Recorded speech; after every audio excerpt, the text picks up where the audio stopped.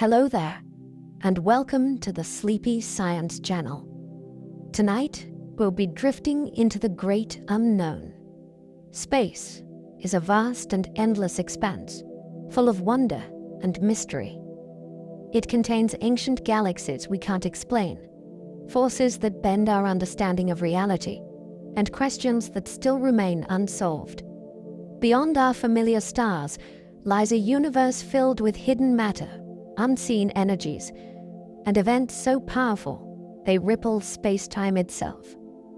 This is a place where time behaves strangely, where distances stretch beyond instinct, and where every answer opens the door to another mystery. After centuries of scientific progress, our understanding has deepened, yet certainty always remains just out of reach. From the earliest moments after the universe began to its many possible futures, space invites curiosity without ever fully revealing its hand. If you enjoy these gentle journeys, I invite you to like, subscribe, or share a thought below. It helps others find their way here too, one sleepy soul at a time.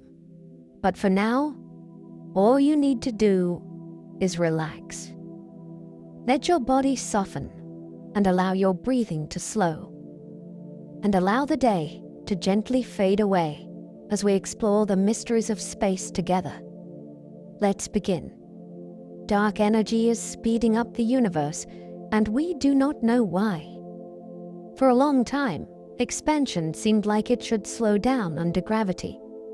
Then distant, exploding stars were measured as if they were farther away than expected. The simplest reading is startling. Expansion is accelerating. Something is pushing space itself to stretch faster over time. We call that influenced dark energy because we do not know its nature. It might be a constant property of space that never changes. It might be a field that evolves slowly as the universe ages. It might even mean gravity behaves differently on the largest scales. The mystery matters because it shapes the far future. If acceleration continues, galaxies beyond our local group will slip from view, and the observable universe will grow lonelier with time. A single alien signal could change everything, and we keep listening. The night sky looks calm, but many scientists treat it like a channel that might one day carry a message. A true extraterrestrial signal would likely have properties that make it hard to dismiss, such as narrow bandwidth, clear modulation, repetition, and a sky position that stays fixed among the stars. Even then, the first response would be caution. Observers would try to rule out satellites, aircraft, and terrestrial transmitters. They would ask other observatories to confirm the detection, using different instruments and different locations on Earth. Only after careful checks would the world hear about it, and even then the meaning might remain unknown. A beacon could be intentional, like a lighthouse. It could also be accidental leakage from technology. Either way, confirmation would be a turning point in history, because it would answer one question with stunning clarity. We are not alone in being capable of making signals. That one fact would reshape philosophy, science, and identity at once. Until then, the listening continues in quiet rooms filled with screens, where spikes in data are treated like whispers that might matter. Some galaxies look unexpectedly grown for such an early moment in the universe, which raises questions about our own cosmic timeline. When powerful telescopes look far away, they look back in time. Some of the galaxies seen at extreme distances appear surprisingly bright and organized for such an early era. That suggests stars were forming rapidly, and that heavy elements and dust may have built up faster than many models expected. It raises practical questions. Did the earliest stars grow unusually massive? Did gas cool more efficiently than we assumed? Did black holes form early and help shape their host galaxies? Or are we misreading the light because dust and complex star formation can mimic maturity? Each new survey adds more candidates and better spectra, which helps confirm distances and ages. The mystery is productive. It forces theorists to refine how the first structures assembled out of a young and turbulent universe. The universe might be infinite, or it might wrap around. We know we can see only a limited volume, because light has had a limited time to reach us. Beyond that horizon, space continues, but its overall shape is still an open question. One possibility is endless extension, with no boundary and no edge. Another is that space is finite yet unbounded, more like the surface of a sphere, where traveling far enough in one direction could, in principle, bring you back. Some models allow more intricate shapes, like a three-dimensional hall of mirrors, where patterns repeat at vast scales. Astronomers test these ideas by searching for repeated structures in the cosmic microwave background, and by studying how galaxies are distributed across the sky. So far, the data do not give a final answer. The mystery is humbling. The universe may be far larger than anything we can ever observe. We do not know what happened before the Big Bang. The earliest moments we can describe with confidence come after the universe was already expanding and filled with hot matter and radiation. Before that, our equations become uncertain because they push into energies where gravity and quantum rules collide. Some thinkers treat the question as meaningless, because time itself might have begun with the Big Bang, leaving no earlier chapter. Others explore ideas where a previous universe contracted, then bounced into expansion, or where our universe formed as a bubble inside a larger reality. There are also proposals involving quantum creation, where the universe appears as a natural fluctuation of fundamental fields. The challenge is evidence. We need traces that survive from those earliest instants, and nature may have erased them. Still, the question persists, because it is the ultimate origin story. It asks what kind of reality can give rise to time, space, and law. Venus spins backward slowly, and its history is still mysterious. Venus rotates in the opposite direction to most planets, and it does so at a leisurely pace. A day there is longer than its year. That odd behavior suggests something dramatic happened, or that long-term forces quietly reshaped the planet's spin. One possibility is a giant impact early on, the kind that can flip a planet's rotation and leave it wobbling.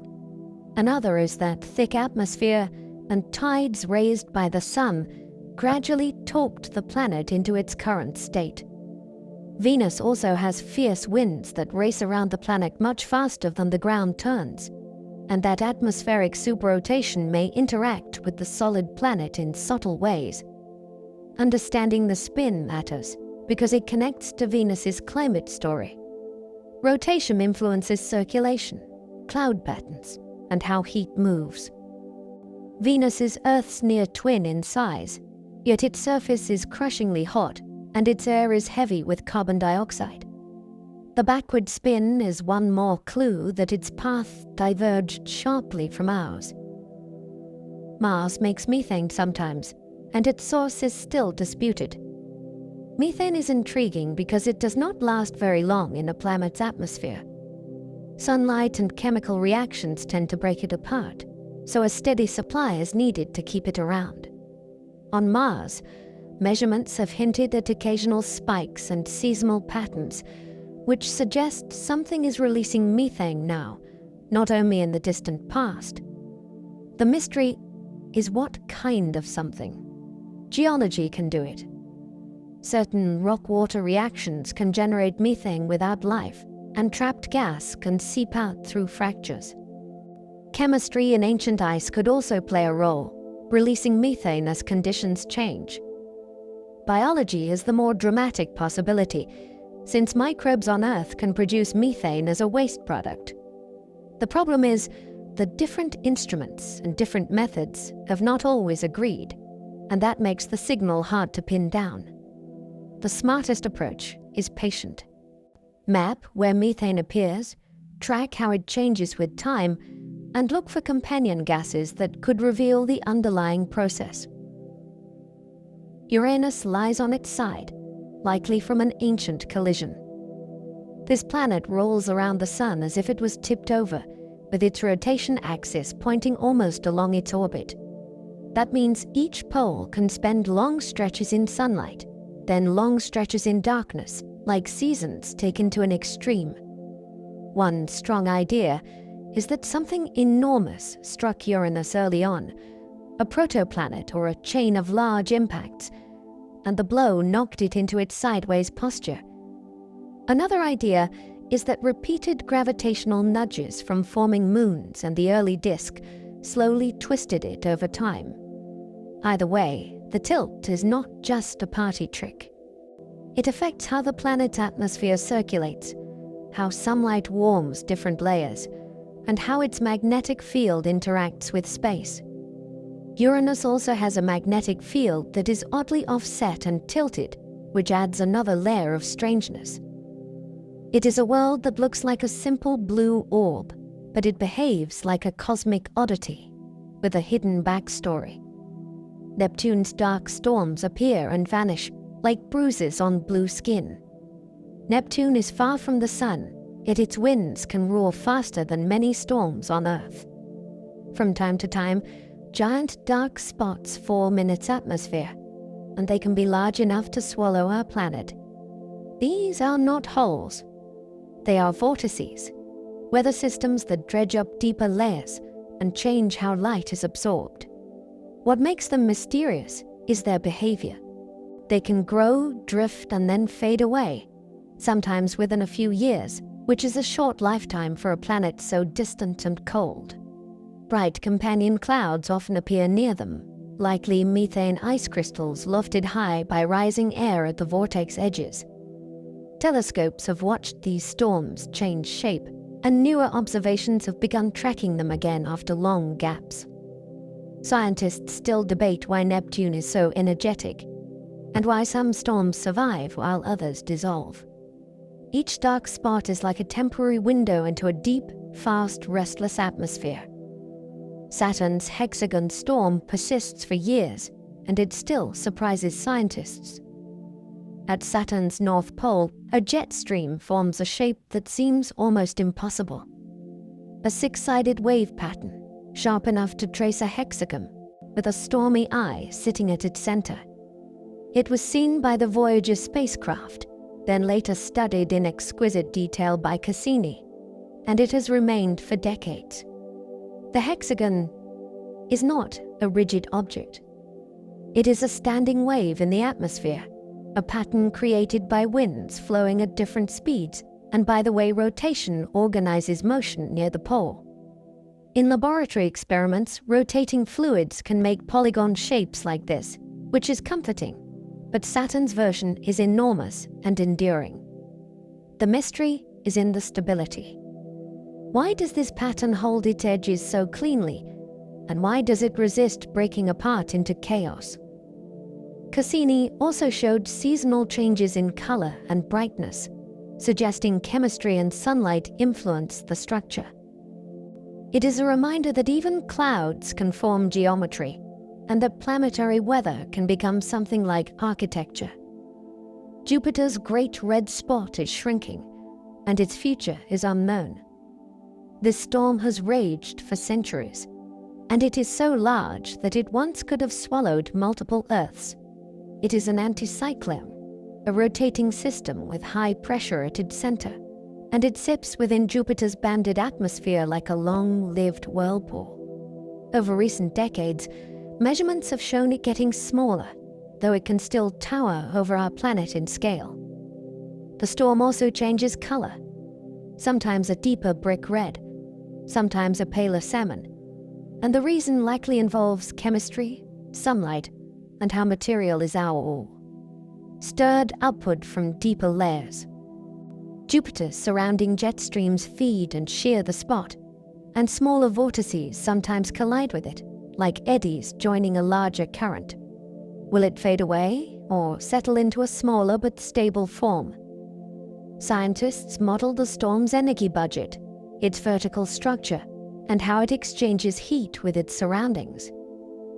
The mystery feels personal because the Great Red Spot is one of the few cosmic features you can recognize by name, and it is changing before our eyes. Some moons may have hidden oceans warmed by tidal squeezing. A moon does not need sunlight to stay interesting. If it is caught in a gravitational tug-of-war, its interior can flex over and over again, and that flexing creates heat. The process is called tidal heating, and it can keep water liquid beneath an icy shell, even in the cold outer solar system. The key is an orbit that is not perfectly circular. When the moon moves closer to its planet, gravity pulls harder, and when it moves farther away, the pull eases. The constant kneading warms the inside like a bent paperclip that heats at the crease. This idea changes the map of possible habitats.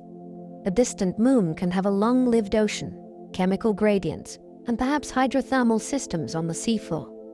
Scientists look for hints through surface cracking, magnetic signatures, and plumes, and by measuring how a moon wobbles as it orbits. Hidden oceans turn small worlds into deep mysteries, because they might be both common and concealed. There may be rogue planets drifting starless, invisible in the dark. Not every planet must circle a star forever. In the chaos of young solar systems, close gravitational encounters can fling worlds outward. A planet can be exiled into interstellar space, where it becomes a wanderer between the stars. We cannot usually see such a world directly, because it reflects almost no light. Instead, astronomers search for rare moments when a rogue planet passes in front of a distant star and its gravity briefly magnifies the starlight. That technique is called microlensing, and it has already hinted at lonely planets with masses like Jupiter and perhaps smaller. The idea is haunting. A rogue world could carry an internal heat source from radioactivity or leftover formation warmth, and that heat might keep subsurface water from freezing solid. Darkness does not always mean dead. The laws of physics seem finely balanced, and nobody knows the reason. Many features of our universe depend on numbers that could, in principle, have been different. The strength of forces, the masses of particles, and the way protons and neutrons interact all shape what matter can become. One famous example is carbon. Stars forge it through a delicate sequence of nuclear reactions, and the details depend on just the right energy levels inside atomic nuclei. If those levels shifted, carbon chemistry could be rare, and complex molecules might struggle to appear. Other balances show up in how long stars live and in whether stable atoms can exist. Some people see deep meaning in these coincidences. Others suspect there is a selection effect, or a deeper theory waiting to be found. The mystery is not philosophical only. It is a clue that our understanding may still be incomplete. A teaspoon of neutron star material would crush anything on Earth. Neutron stars pack more mass than the Sun into a sphere only tens of kilometers wide. That makes their average density so high that a small amount of their matter would weigh billions of tons in Earth's gravity. It is not only heavy, it is arranged in a way that defies everyday experience.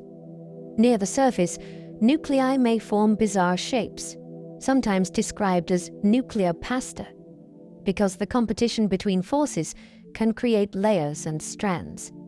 Deeper down, the boundary between crust and core becomes a transition into matter that is mostly neutrons, with a sprinkling of other particles. If you could somehow place a teaspoon of this material on a table, it would not sit there like a pile of powder. It would fall through, violently compressing whatever was beneath it, until the pressure matched its nature. Of course, it would also instantly expand and change if removed from its native pressure, which is part of why this crushing substance stays safely locked inside neutron stars. Antimatter should exist everywhere, yet the cosmos prefers matter. In particle physics, matter and antimatter are twins with opposite charge, and when they meet, they annihilate into energy. The early universe should have made both in nearly equal amounts. If that balance had held, almost everything would have vanished into radiation, leaving a thin fog and little else. Yet here we are, in a universe full of atoms, planets, and chemistry. Something tipped the scales by a tiny amount, leaving a small excess of matter that survived. The leading explanation involves processes that violate certain symmetries, allowing reactions that treat matter and antimatter slightly differently. Experiments study rare particle decays, and they search for subtle asymmetries that could explain the cosmic outcome. The mystery is profound because it connects the smallest lab measurements to the existence of every star and every breath. A minute imbalance became everything. Neutrinos pass through Earth, and most pass through you unnoticed. They are among the most abundant particles in the universe, yet they interact so weakly that they slip through rock, metal, and flesh as if nothing were there. The Sun produces them in vast numbers through nuclear reactions, and distant cosmic events make even more. To catch them, scientists build detectors deep underground, inside Antarctic ice, or under seawater, where shielding blocks other particles. When a neutrino does interact, it can create a brief flash of light in water or ice, like a tiny blue whisper. Each detection is a message from places light cannot easily escape, including the dense cores of stars and the hearts of exploding systems. Neutrinos also carry information about fundamental physics, such as their tiny masses and how they change flavor as they travel. They are elusive, but they are everywhere, turning the universe into a quiet stream of travelers. Some neutrinos arrive with impossible energy, and their sources are debated. A few detections have carried energies so extreme that they force a new level of suspicion. To produce such particles, nature needs accelerators far beyond anything humans can build. One candidate is a blazing galaxy with a supermassive black hole at its center, where magnetic fields and shock waves could fling particles to staggering speeds. Another is the aftermath of violent stellar death, where jets punch through surrounding material and create cascades of high-energy debris. There are also more speculative possibilities, including the decay of heavy relic particles from the early universe. The difficulty is that neutrinos travel almost in straight lines, but the number detected is still small, and pinpointing origins is hard. Each rare event becomes a detective story that combines timing, direction, and other messengers like gamma rays. When one matches up, it feels like the universe briefly lifted a veil. Cosmic rays strike with shocking power, and their origin is unclear. These are not rays in the ordinary sense. They are particles, often protons or heavier nuclei, arriving from space at speeds close to light. When they slam into the atmosphere, they trigger showers of secondary particles that spread across kilometers, and ground arrays can record the cascade. Some arrive with images that make a tossed baseball seem slow and gentle by comparison, and that raises the question of what launched them. Supernova remnants can accelerate particles through expanding shock fronts, and that likely explains many. The highest energy visitors are harder to place. They may come from active galaxies, from colliding galaxy clusters, or from rare cataclysms we have not fully recognized. Magnetic fields bend their paths, which makes it difficult to trace them back like arrows. Even so, patterns in arrival directions and composition are starting to hint at answers. The mystery is a reminder that space is not only vast, it is energetic and restless. Gamma ray bursts can sterilize planets, yet they are still poorly understood. For a few seconds, a gamma-ray burst can release more energy than the sun will emit over its entire lifetime, and much of that energy can be funneled into narrow-D10. Jets. If one of those jets were aimed at a nearby habitable planet, high-energy radiation could damage ozone and drive harsh changes in atmospheric chemistry. Luckily, such bursts are rare in any one galaxy, and the jet must point directly toward the target. Even so, they are powerful enough to shape ideas about how often life can persist in certain regions of the cosmos. We now know there are at least two main kinds. Some are linked to massive stars collapsing, and others to mergers of neutron stars. Yet the detailed physics of the jets, the magnetic fields, and the particle cascades remains an active puzzle. Each burst is a brief lighthouse, announcing extreme events across the universe, then disappearing before we fully grasp it. Magnetars have magnetic fields so strong they warp atoms themselves. These neutron stars are born in violence, and they carry magnetic fields so intense that matter behaves in unfamiliar ways. In a magnetar's grip, electrons are forced into tight spirals, and atoms become stretched and distorted along magnetic lines. The star's crust can also crack under magnetic stress. When it does, the surface can jolt like a starquake and unleash a giant flare.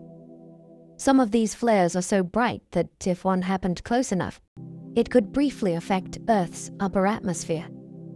Magnetars also produce eerie signals in X-rays and gamma rays, and they can pulse like a heartbeat that refuses to settle. A few fast radio bursts have been linked to magnetar outbursts, which makes them suspects in one of astronomy's newest mysteries. They are small, dense, and utterly extreme, like physics turned up to its loudest setting. Pulsars are cosmic lighthouses, and some spin faster than kitchen blenders. A pulsar is a neutron star that sweeps a beam of radiation through space as it rotates. If that beam crosses Earth, we see a pulse, then another, with astonishing regularity. Some spin only a few times each second. Others, called millisecond pulsars, whirl hundreds of times per second, which makes their surface speeds mind-bending. Their steady timing is so precise that astronomers use them like celestial clocks. By tracking tiny changes in pulse arrival times, scientists can discover companion stars, map the distribution of matter between the stars, and even build galaxy-scale detectors for low-frequency gravitational waves. Pulsars also act as laboratories for dense matter, because their mass and size can be measured through their timing. It is hard to imagine a more dramatic transformation. A star collapses, and what remains becomes a beacon that can keep time across the Milky Way. Some pulsars glitch suddenly, like a star skipping a beat. Most pulses arrive with reassuring steadiness, and then a pulsar can abruptly spin a little faster. The change is small, but it is unmistakable. It is as if the star has been saving up angular momentum and then releasing it in a single step. One leading idea involves the neutron star interior. Beneath the crust, parts of the star may behave like a superfluid, which can store rotation in a different way than normal matter. When that hidden component reconnects with the crust can be tugged forward.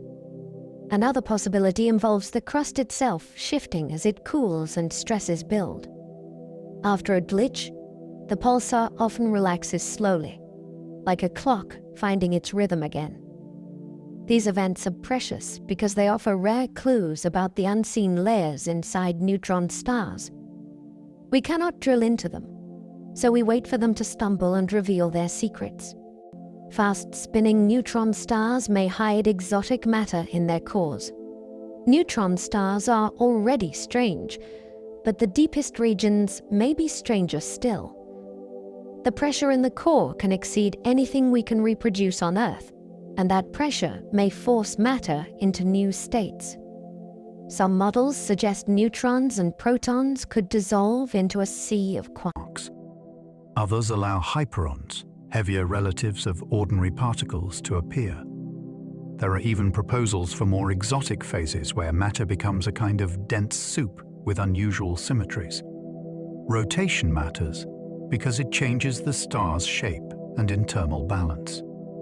A rapid spin can support a slightly larger mass before collapse, and it can affect how heat and magnetic fields move through the interior. By measuring masses, radii, and how neutron stars deform in mergers, astronomers try to narrow down what is possible inside. Every observation is a constraint on the recipe of ultra-dense matter, and the core remains one of the most secret places in the universe. Some radio bursts last milliseconds and outshine whole galaxies. Fast radio bursts appear as sharp pops in radio telescopes, and many last only a few thousandths of a second. Even so, their brightness implies an enormous release of energy, packed into a brief blink. Some bursts repeat from the same region of sky, which suggests a long-lived engine. Others have been seen only once, which hints at a catastrophic event. The signals arrive smeared across frequencies, which reveals how much charged material they traveled through on their journey. That makes them not only a mystery, but also a tool. By tracking where they come from, astronomers have linked some to distant galaxies and to extreme environments. Magnetars are strong suspects for at least part of the population, but the full story is still unfolding. We might be missing most of the universe's normal matter.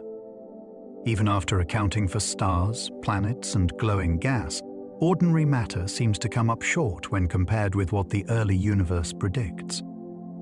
This is not dark matter. It is the familiar kind made of protons and neutrons. The leading idea is that the missing material is spread thinly through space as warm to hot gas, stretched along the filaments between galaxies. It would be hard to see because it is faint and diffuse. Astronomers hunt for it by looking for subtle absorption fingerprints in ultraviolet and X-ray light from distant sources, and by mapping how hot gas scatters the cosmic microwave background. In recent years, evidence has been building that much of it really is out there, hiding in the cosmic web. The mystery is a reminder that even the ordinary can be hard to find. Black holes hide their interiors forever, and physics still argues about it. A black hole is not just a heavy object. It is a region where escape becomes impossible once you cross a boundary called the event horizon. Light can orbit near it, but inside the horizon, every path leads deeper inward. That makes the interior hard to describe with confidence. Our best theory of gravity predicts a singularity where density and curvature blow up, which is usually a sign that the theory has reached its limits. Meanwhile, telescopes can study what happens outside. Gas heats to extreme temperatures as it spirals in, and jets can punch outward for light years. We have even imaged a dark shadow surrounded by glowing plasma.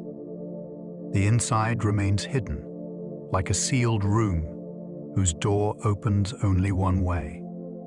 We can hear space-time ring after black holes collide. When two black holes spiral together, they do not crash like rocks.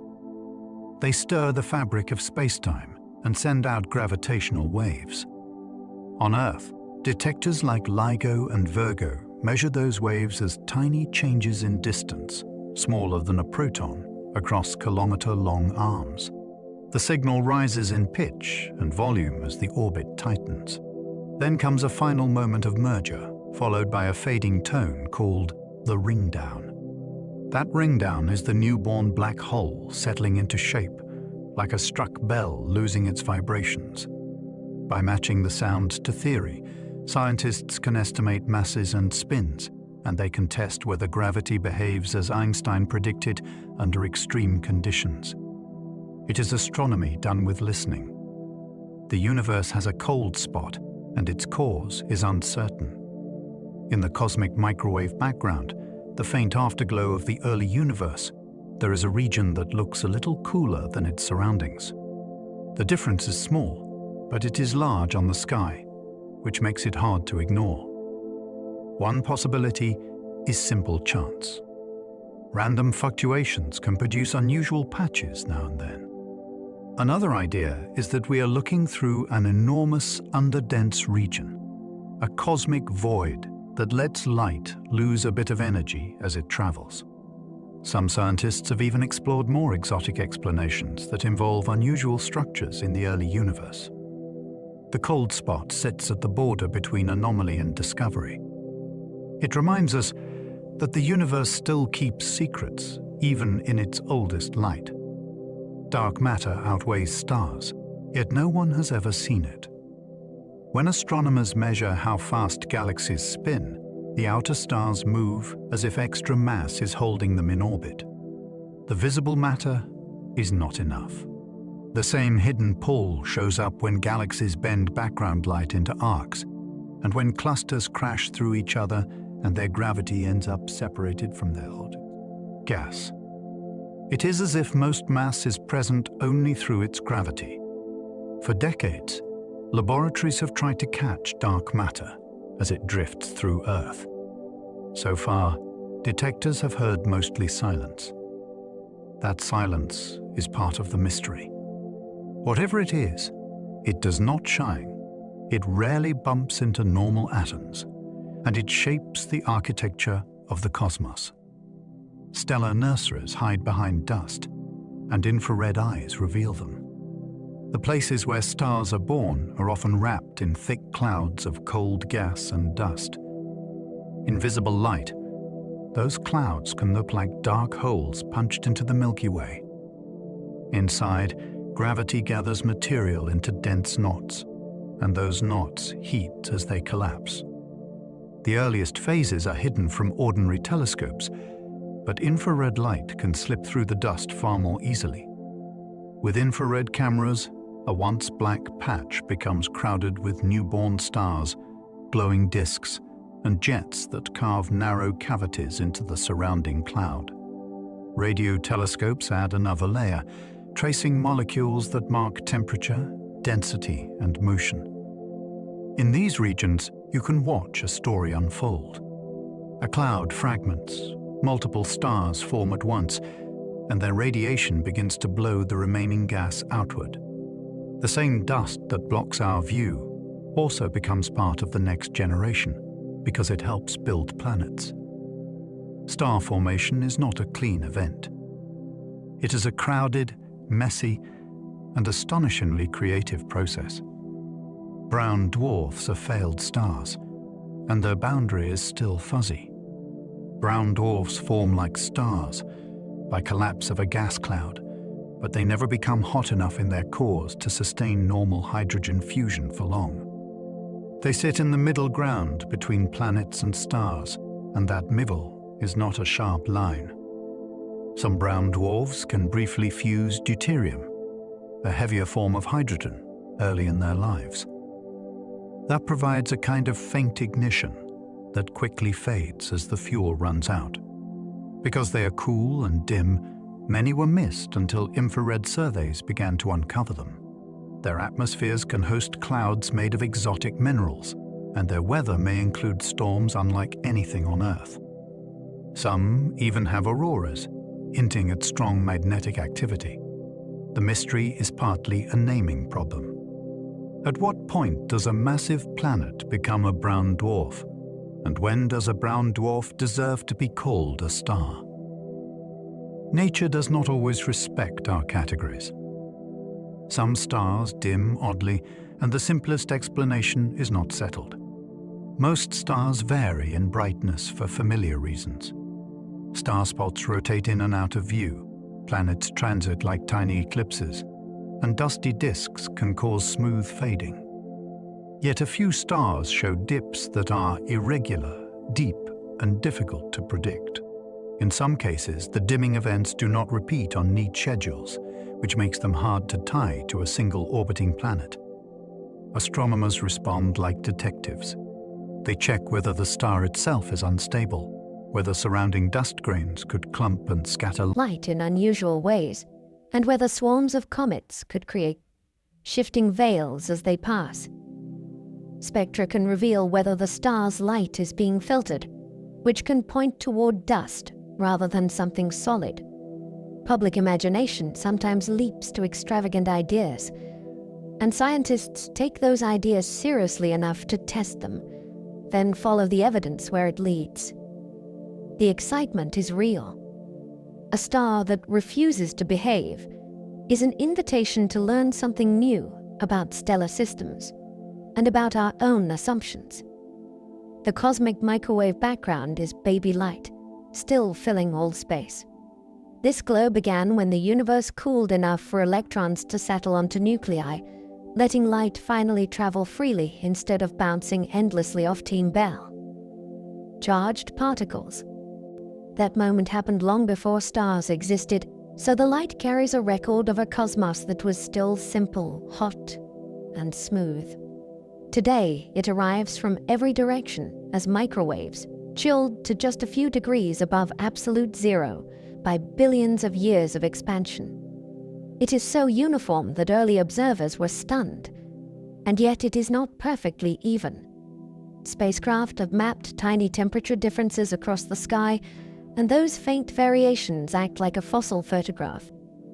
When you look at this background, you are not seeing a place. You are seeing a time stamped across the whole sky. Tiny ripples in that ancient glow became today's galaxies. Those slight warm and cool patches were not weather. They were minute differences in density, where gravity had a little more to grab. Over immense time, the denser regions pulled in more matter, growing from subtle wrinkles into vast structures. The less dense regions became cosmic voids, the quiet valleys between crowded filaments. The beauty is that these ripples can be measured precisely, and their pattern acts like a barcode for the universe's ingredients. The sizes of the patches tell scientists how fast sound waves once moved through the early plasma, and they help reveal how much ordinary matter was available to clump. Later, when the first stars finally ignited, they did so inside these seeded wells. In a real sense, every spiral almond star cluster began as a near-invisible tremble in ancient light. Inflation may have happened faster than light, in the first heartbeat. This idea was invented to explain why the universe looks so similar in opposite directions, and why space appears so close to flat on the largest scales. The proposal is that a brief burst of rapid expansion stretched a tiny, uniform region into something enormous. That expansion would not be objects moving through space faster than light. It would be space itself growing, which relativity allows. If inflation happened, it would have smoothed away sharp curvature and diluted odd relics that would otherwise crowd the universe. It also offers a curious bonus. Quantum fluctuations, which are normally microscopic, could have been stretched to astronomical sizes, becoming the seeds for later structure. Scientists look for its fingerprints in the statistical pattern of the cosmic microwave background and in possible signals from primordial gravitational waves. White dwarfs can explode, and we still refine why some do. A white dwarf is the compact ember left after a sun-like star finishes its life. It is supported by a quantum rule that resists further collapse, so it can persist for billions of years. Yet in the right circumstances, it can become unstable. If a white dwarf pulls gas from a nearby companion star, that new material can pile up on its surface. Sometimes the surface layer ignites in a runaway flash, producing a nova that can brighten dramatically, then fade. In other cases, the buildup can push the white dwarf toward a critical mass, where the interior can ignite in a catastrophic thermonuclear explosion. That event can outshine an entire galaxy for a short time. Scientists still work to pin down the exact pathways, because the details depend on composition, mixing, and how the companion feeds the dwarf. It is a quiet remnant that can suddenly become one of the brightest things in the universe, and that contrast is part of the mystery. Type ER supernova measure the cosmos, yet their details are tricky. These explosions are prized because they can be used to estimate enormous distances. They tend to reach similar peak brightness, and astronomers can adjust for differences by tracking how quickly the light fades. That made them a cornerstone for discovering cosmic acceleration. The trouble is that nature rarely gives a perfect standard. Some type IR events may come from a white dwarf steadily gaining mass from a companion. Others may come from two white dwarfs spiraling together and merging. Those different origins can subtly change the amount of nickel made, which affects how bright the explosion becomes and how the light curve behaves. Dust in the host galaxy can also dim and redden the light in ways that are hard to untangle. Researchers tackle this by studying nearby examples in detail and by building huge samples that reveal patterns. The method remains powerful, but the story behind each explosion is still being sharpened, and that matters when you are measuring the fate of the universe. The WOW signal was real, and it never returned. On an August night in 1977, a radio telescope called Big Ear was scanning the sky when it caught a narrowband signal that rose, peaked, and faded over about 72 seconds. A researcher later circled the printout and wrote, "Wow," and the name stuck. The frequency sat close to the hydrogen line, a natural place to listen because hydrogen is everywhere in the cosmos. The strange part is what happened next. Follow-up observations listened again and again, and nothing matched it. No repeating beacon. No obvious human source that could be confirmed. That leaves a mystery shaped like a single footprint. It could have been an unusual reflection, a rare astrophysical event, or something engineered that swept past once and moved on. It remains a reminder that one clean anomaly can haunt science for decades. The Fermi paradox asks why the galaxy feels so quiet. The Milky Way is ancient, and it contains hundreds of billions of stars. Many are far older than the Sun, which means a technological civilization could have had immense time to spread, to build, to leave signs. Yet when we look out, we see no obvious traffic, no cities across the stars, no unmistakable signals. That tension is the heart of the paradox. It is not proof that we are alone. It is a prompt to think carefully about what we assume.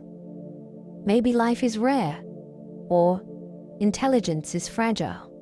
Maybe advanced societies do not broadcast. Maybe they live in ways that are hard to notice, using low-power communication or staying close to home. It is also possible we are early, or simply listening in the wrong way. The silence is a data point, and it turns a big question into a careful search strategy. We do not know how often life begins, even with billions of worlds. We can count planets now, and the numbers are staggering. What we cannot count is the step from chemistry to biology. Life requires more than water and warmth. It needs stable environments, useful energy sources, and complex molecules that can copy themselves with enough fidelity to evolve. On Earth, life appeared early, but we do not know whether that means it is easy or whether we got lucky once. We also do not know the true range of life's possible chemistries. Could it begin in alkaline vents beneath an ocean, inside icy crusts warmed by tides, or in transient pools that dry and refill? Laboratory experiments can build amino acids and other ingredients, but ingredients are not a living system. Until we find a second example, every estimate is a wide band of possibility, and that uncertainty keeps the question thrilling. The Drake equation is famous, yet its numbers remain guesses. This equation is not a prediction machine. It is a way to organize wonder into parts that can be studied. It asks how many civilizations might be detectable right now, and it breaks that into questions we can attack one by one. How many stars form? How many have planets? How many planets might be suitable for life? How often life appears? How often intelligence and technology arise? How long a society stays detectable? Some of those pieces are becoming less mysterious. Exoplanet surveys have shown that planets are common, and that alone changed the conversation. Other pieces remain foggy, especially the biological and social ones. The power of the equation is that it turns a single, overwhelming question into a set of smaller ones, each with its own research program. Even when the numbers are uncertain, the structure keeps the search honest, and it reveals what we truly do not know. Some planets may be ocean worlds, with no land anywhere. Imagine a planet where every continent is drowned, not by a shallow sea, but by an ocean hundreds of kilometers deep. Such worlds may form when a planet gathers abundant water, or when ice-rich bodies merge during early chaos. At first, that sounds like paradise, but the mystery lies in the details. With so much water, pressure at the bottom becomes immense, and that can create exotic high-pressure ice that behaves more like rock than ice. If that layer forms, it could separate the ocean from the rocky mantle below, which might limit the chemistry that feeds life on Earth. On the other hand, ocean worlds could still have internal heat, and their seas could circulate for eons. They might also have thick atmospheres that trap warmth. We have hints of water-rich planets from mass and size measurements, but proving a global ocean is difficult. Each candidate is an invitation to rethink what habitable really means. Europa likely has a sea, and we still have not tasted it. Europa looks like a cracked eggshell, bright ice scored by long lines and jumbled regions where the surface seems to have broken and refrozen. That terrain hints at a warm layer below, and multiple lines of evidence suggest a global ocean under the crust. Europa orbits Jupiter in a way that flexes it like a stress ball. That tidal squeezing can generate heat inside, keeping water liquid far from the sun. Magnetic measurements also suggest a conductive layer, consistent with salty water. If there is an ocean, it may be in contact with rock, and that contact matters. Rock and water together can drive chemistry, and chemistry can build complexity. The mystery is access. The ice shell might be thin in places and thick in others, and we do not yet know where the best windows are. Future missions aim to map the shell, probe the chemistry, and search for signs of active exchange between ocean and surface. Enceladus sprays ocean water into space, carrying complex chemistry. This small moon of Saturn has a south pole that behaves like a geyser field. Long fractures in the ice vent jets of water vapor and ice grains, and those plumes arc outward into space. A spacecraft can fly through them and sample the material directly, which is almost unbelievable as a scientific gift. The plume particles contain salts, which points to liquid water interacting with rock. They also contain organic molecules, the building blocks of more complicated chemistry. Some measurements suggest that tiny grains of silica may form when hot water meets rock at the seafloor, hinting at hydrothermal activity. That combination, water, rock, heat, and organics, is exactly the mix that makes astrobiologists lean forward.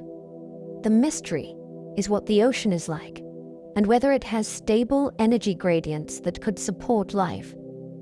Enceladus turns a distant moon into a place you can, in a sense, taste.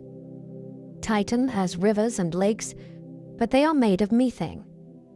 Titan is wrapped in a thick haze, and for a long time it hid its surface completely. Then radar mapping revealed something astonishing.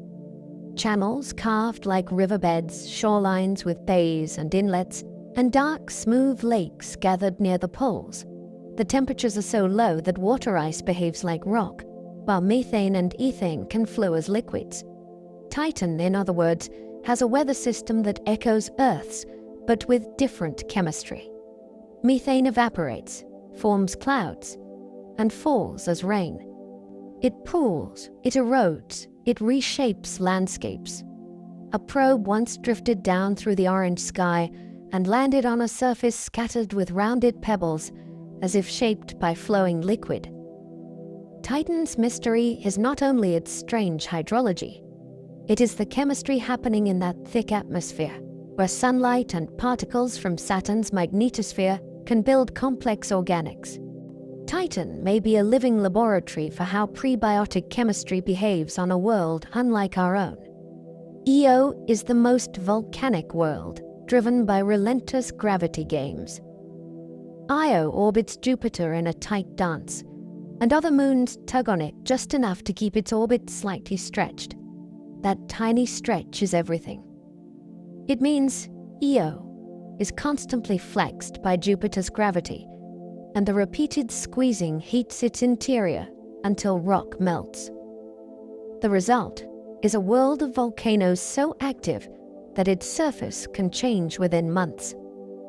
Plumes can rise hundreds of kilometers high, and fresh lava can paint the landscape in new colors, from sulfur yellows to dark basalt. Io is effectively an exposed engine room, showing what tidal heating can do when it is pushed to an extreme.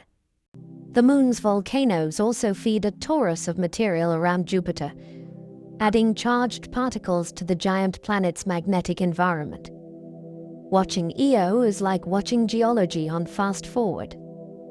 It is a place where the sky can glow with volcanic gases, and where a moon, not a planet, holds the title for volcanic power.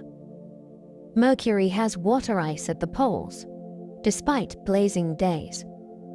Mercury sits close to the sun, so its daytime surface can become incredibly hot. Yet near its poles are craters that never see sunlight. Because Mercury's axis is only slightly tilted, the floors of some polar craters remain in permanent shadow, and those shadows can be cold enough to trap ice for billions of years.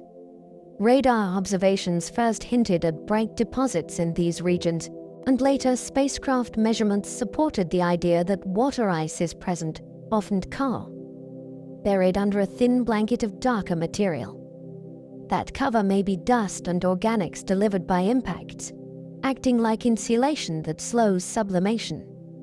The mystery is where the ice came from, and how it survived. Comets and water-rich asteroids are strong suspects, and solar-wind interactions may also play roles in surface chemistry. Mercury's polar ice is a paradox that forces you to remember that temperature in space is about sunlight, not distance alone. Even near the sun, darkness can preserve a deep, cold archive. The moon's far side looks different, and we debate why. The near side, the face we see from Earth, is marked by large, dark plains of ancient lava. The far side has far fewer of these Maria, and it is more heavily cratered, with a thicker crust on average. This split personality has prompted many ideas. One possibility is that the early moon had an uneven distribution of heat-producing elements, which could have made one side melt more easily.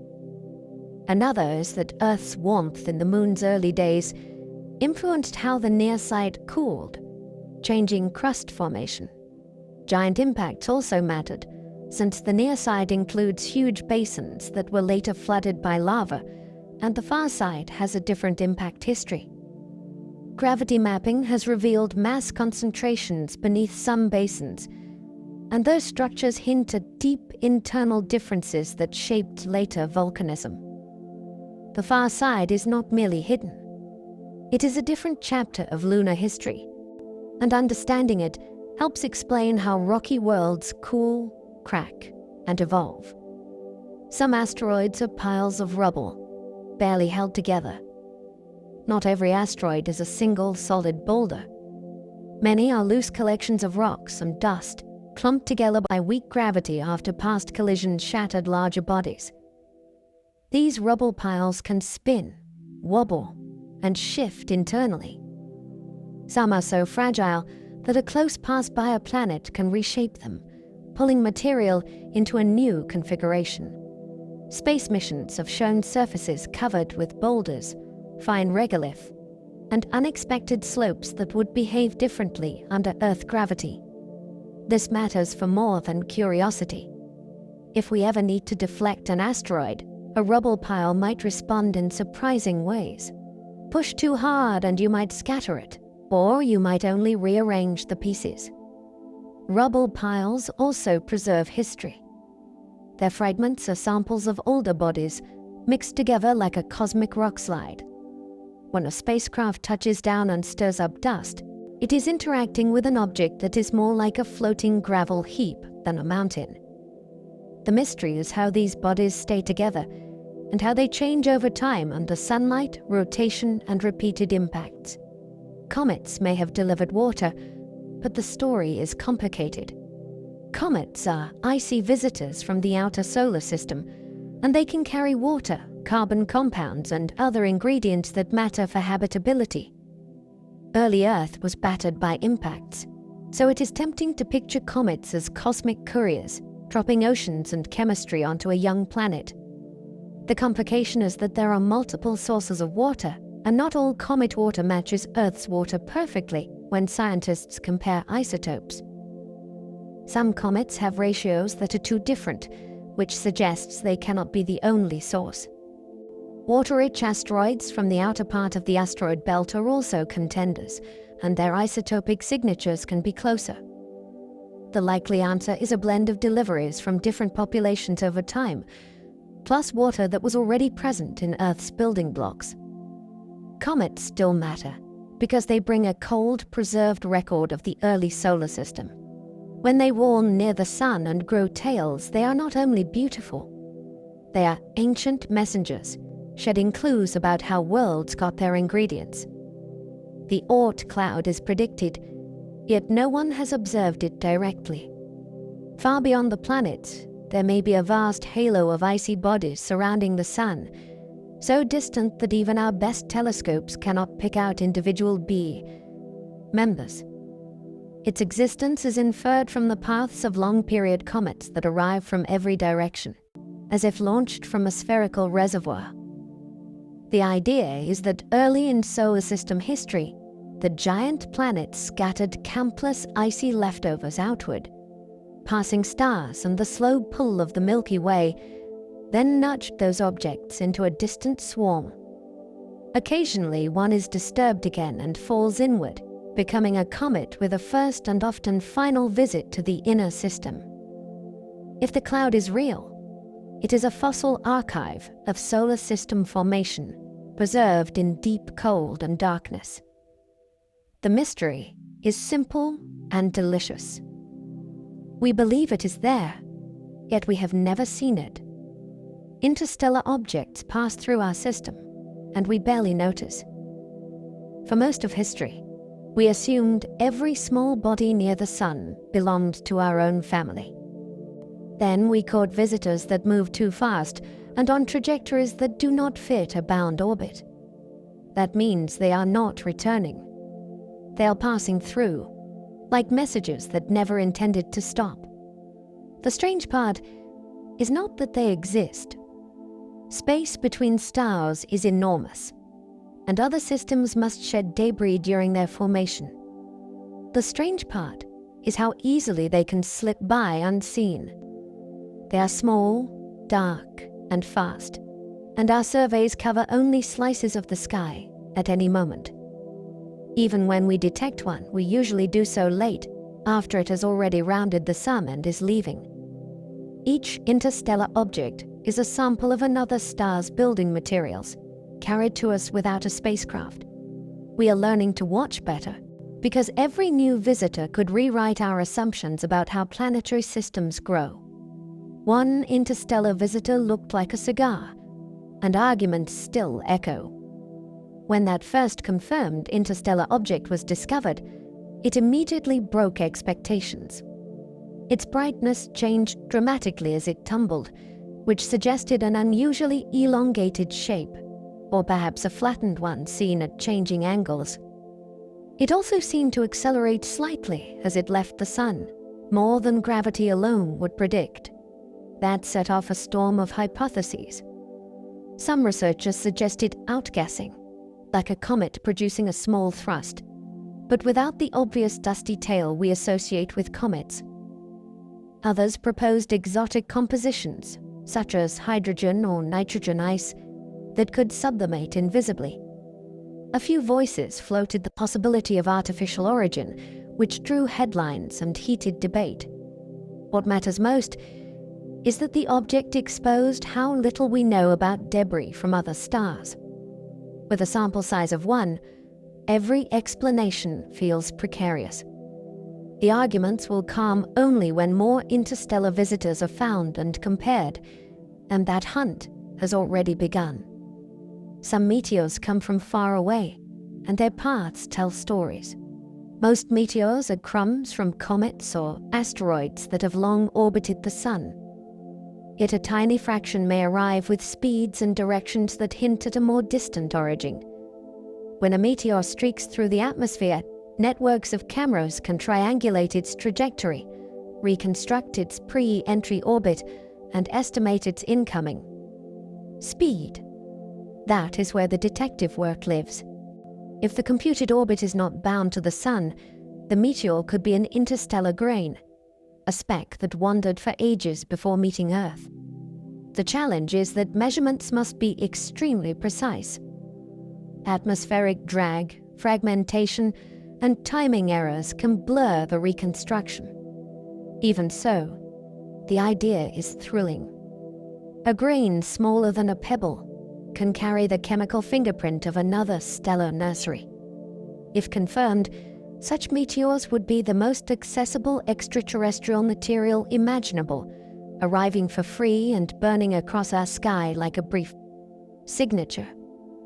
Every well-tracked fireball is a chance to learn where it truly came from. Earth's atmosphere is a shield, yet space weather can punch through. High above the clouds, Earth is constantly struck by particles and radiation from the sun. Most of it is deflected by our magnetic field or absorbed by the upper atmosphere, which is why life can flourish at the surface. Still, when the sun becomes stormy, that shield can be stressed. Energetic particles can cascade along magnetic lines toward the poles, lighting auroras and altering the chemistry of the upper air. Radio signals can bend strangely or fade, especially at high latitudes. In extreme cases, induced electric currents can flow through long conductors on the ground, including power lines and pipelines. The atmosphere protects us, but it is also a dynamic interface, not a static wall. Understanding that interface is part of understanding habitability. A planet can have air and still be vulnerable, depending on its magnetic field, its star's temperament, and how often it is hit by strong eruptions. Space weather reminds us that the sun is not just a light bulb, it is an active neighbor. Solar storms can cripple technology, and we cannot predict them perfectly. A major solar eruption can begin with a sudden release of magnetic energy near the sun's surface. That can fling a cloud of charged plasma into space, and if it is aimed toward Earth, it can rattle our magnetic field like a struck drum. Satellites may experience increased drag as the upper atmosphere swells, shifting their orbits. Electronics can be damaged by energetic particles, and sensors can be overwhelmed by noise. Aviation routes near the poles can be affected by radio disruptions and elevated radiation levels. On the ground, power grids are at risk when geomagnetic disturbances drive currents through transmission networks. Forecasting has improved, but it still carries uncertainty because we cannot yet measure the sun's magnetic structure with perfect detail, and because the interplanetary Space between Sun and Earth is turbulent. We often know a storm is coming, but not exactly how strong it will be when it arrives. This is one of the rare cosmic mysteries that touches daily life, because our civilization now depends on delicate systems exposed to a restless star. The Sun's outer atmosphere is hotter than its surface, mysteriously. The Sun's visible surface, the photosphere, is thousands of degrees hot. That already sounds intense. Yet above it lies the corona, a faint extended atmosphere that can reach millions of degrees. Heat usually fades as you move away from a source, so this temperature rise is a long-standing puzzle. The leading suspects are magnetic. The Sun's surface is threaded with fields that twist, tangle, and snap as the plasma churns. Small-scale eruptions and rapid waves may dump energy upward, heating the corona in bursts too fine to see as individual events from far away. Space missions that skim close to the Sun have begun measuring the corona's environment directly, sampling particles and fields where the heating is thought to occur. Still, a complete explanation remains slippery, because multiple processes may contribute at once, and the corona changes from moment to moment. Solving this mystery is not just academic. The corona is the birthplace of the solar wind, and understanding its heat helps explain how the Sun influences the entire solar system. The solar wind shapes invisible bubbles around planets and comets. The Sun constantly exhales a stream of charged particles that flows outward in all directions. This solar wind is not a breeze you could feel, but it has force, and it carries magnetic fields with it. When that flow meets a planet with a strong magnetic field, it creates a protective cavity called a magnetosphere, a kind of invisible bow wave that deflects incoming particles. Earth has one, Jupiter has an enormous one, and even Mercury has a small but active version. Planets without a strong global field can still form a different kind of shield, where the solar wind interacts directly with the upper atmosphere and ionizes it. Comets respond dramatically. As they warm, they release gas that becomes electrically charged, and the solar wind then sculpts a plasma tail that points away from the Sun, sometimes whipping and snapping. As conditions change, these bubbles and tails are shaped by a hidden conversation between particle streams and magnetic forces. It is space weather as sculpture, and it turns emptiness into structure. Space is not empty. It has fields, dust, and whispering plasma. Between planets and stars, there is far less matter than in any vacuum chamber on Earth. But there is not nothing. There are magnetic fields stretched and twisted across vast distances. There are thin gases, often ionized, that behave as plasma and respond to fields in ways ordinary air does not. There is dust, grains smaller than smoke particles, drifting through sunlight and slowly spiraling under subtle forces. There are also energetic particles, relics of old explosions and active stars, threading through the darkness. This thin material matters because it carries messages. It can scatter light, absorb certain wavelengths, and seed new clouds when conditions are right. It can also interfere with spacecraft, charging surfaces and creating tiny hazards over long missions. The more we study interplanetary and interstellar space, the more it looks like a dynamic environment, full of currents and boundaries, not a blank stage. The mystery is that so much structure can arise from so little substance. Magnetic reconnection snaps like a cosmic rubber band, releasing fierce energy. Magnetic fields store energy when they are forced into stressed shapes, and in a plasma they can be pushed, folded, and squeezed by flowing charged particles. Sometimes two regions of field with different directions are driven together, and a configuration suddenly rearranges. Field lines break and reconnect into a new pattern, and the stored energy is released into heat light, and fast particles. This process powers solar flares and helps launch eruptions that race through the solar system. It also occurs in Earth's magnetosphere, where it can inject particles into near-Earth space and intensify auroras. Reconnection is one of the ways the universe converts orderly field energy into violent motion. The challenge is that it happens on scales both huge and tiny at once, with details controlled by microphysics that are hard to capture in a single model. When we observe a flare's sudden brightening, we are watching reconnection at work, a rapid rewrite of magnetic geometry with real consequences. Gravity waves from the early universe might still be detectable. These are not ocean waves. They are ripples in space-time itself, and some may have been made before the first atoms existed. In the earliest instance, the universe was a hot, dense arena where quantum fluctuations could have been stretched to cosmic size. If that happened, it may have stirred space-time and left a faint background of gravitational waves that still fills the cosmos today. Unlike light, these waves would pass through the early universe's fog without being scattered, which means they could carry information from times we cannot otherwise see. Scientists search for their fingerprints in subtle patterns of polarization in the cosmic microwave background, and they also hope future detectors in space will listen at frequencies no ground instrument can reach. Finding this background would be like hearing an echo from the universe's first breath, and it would turn speculation into a measured story. We do not know whether black holes destroy information. When something falls into a black hole, the outside universe can no longer see the details. Only the mass, spin, and electric charge remain visible. That seems to erase the information about what the object was and how it was arranged. Quantum physics dislikes that idea because it treats information as something that cannot simply vanish. This tension has become one of the most famous arguments in modern physics.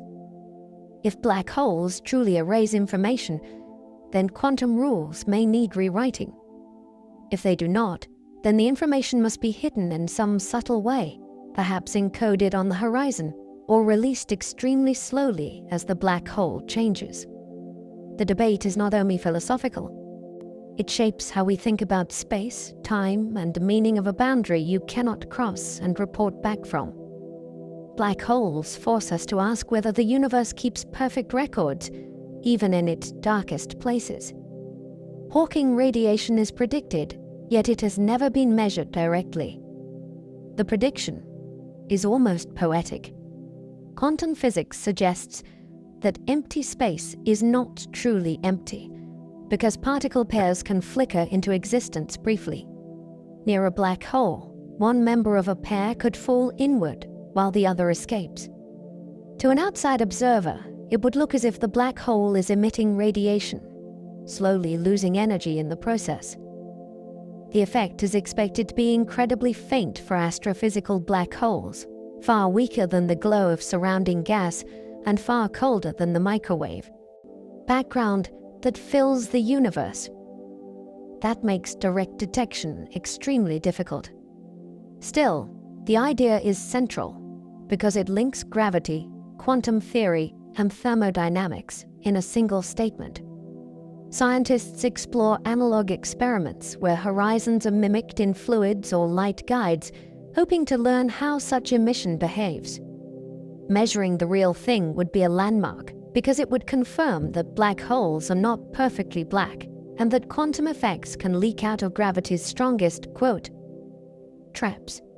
Black holes might evaporate, but the timescales are mind-bending. If Hawking radiation is real, then black holes do not last forever. They lose energy in tiny amounts, and over unimaginable time they could shrink.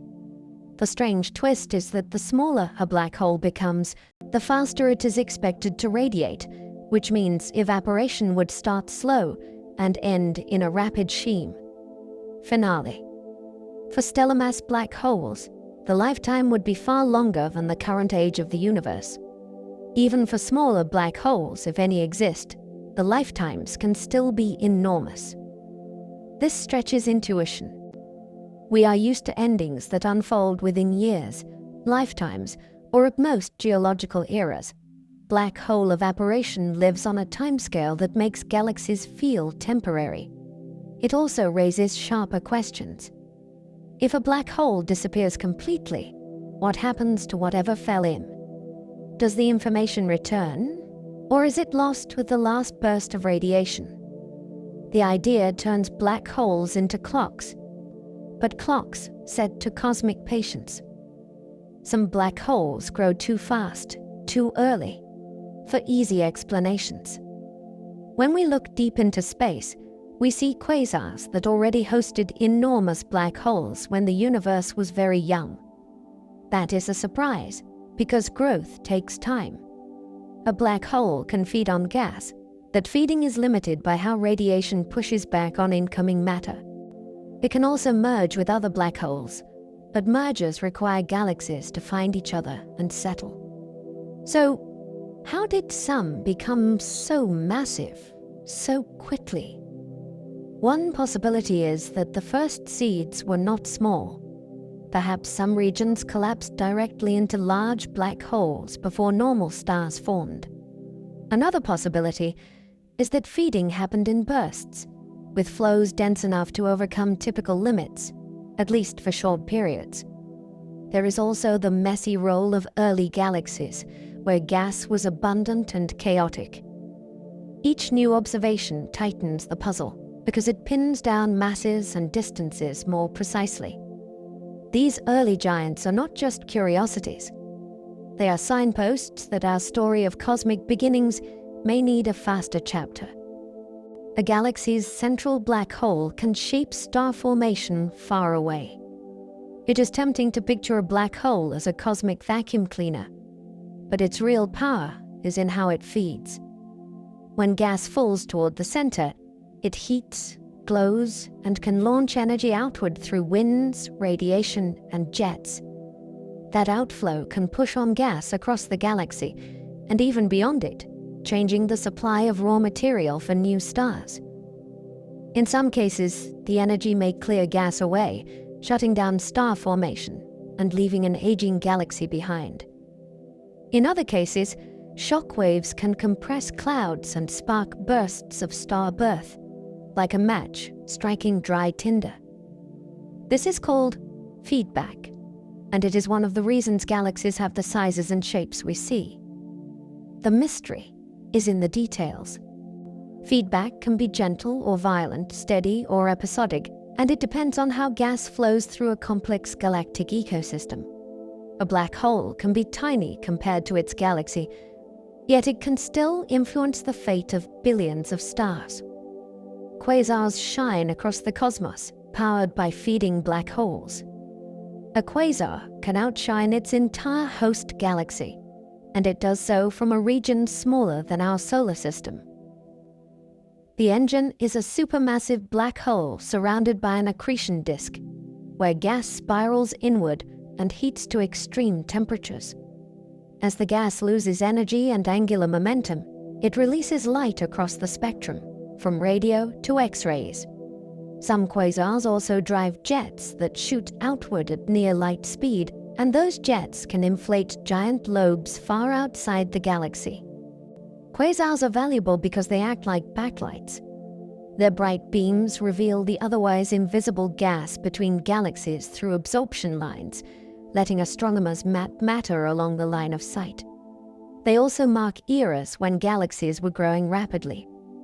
The mystery is how these feeding episodes turn on and off, and how the flow stays organized rather than being torn apart by turbulence. A quasar is a lighthouse powered by gravity, and it lets us see the universe at distances that would otherwise be dim and silent. Quasars aim jets at us, and their flickering can be violent. A blazar is a special kind of active galaxy, where one of its jets happens to point almost directly toward Earth. That alignment changes everything. Relativistic effects boost the jet's brightness, shorten the apparent timescales, and make its variability look dramatic. A blazar can flare suddenly across multiple wavelengths, sometimes within hours, as if a cosmic spotlight is being shaken. The jet itself is a strange structure, filled with charged particles and threaded by magnetic fields. Shocks can travel down the flow, and magnetic tangles can rearrange, releasing energy in bursts. Some blazars have also been linked to high-energy neutrino detections, which hints that their jets may accelerate particles to extreme energies. The flickering is not random noise. It is a code that describes how matter behaves near a supermassive black hole and how energy is transported across light years. Watching a blazar is like watching the universe in a state of bright, restless focus. Jets from black holes can stretch for millions of light years. It is hard to accept that a single central engine can influence space on such grand scales, but some jets do. They emerge from the vicinity of a black hole, stay narrow for astonishing distances, and then inflate lobes where they dump energy into surrounding space. These jets are not made of solid material. They are streams of plasma and magnetic fields, and they can carry enormous power. Along the way, they can punch through the gas between galaxies, heating it and reshaping how it cools.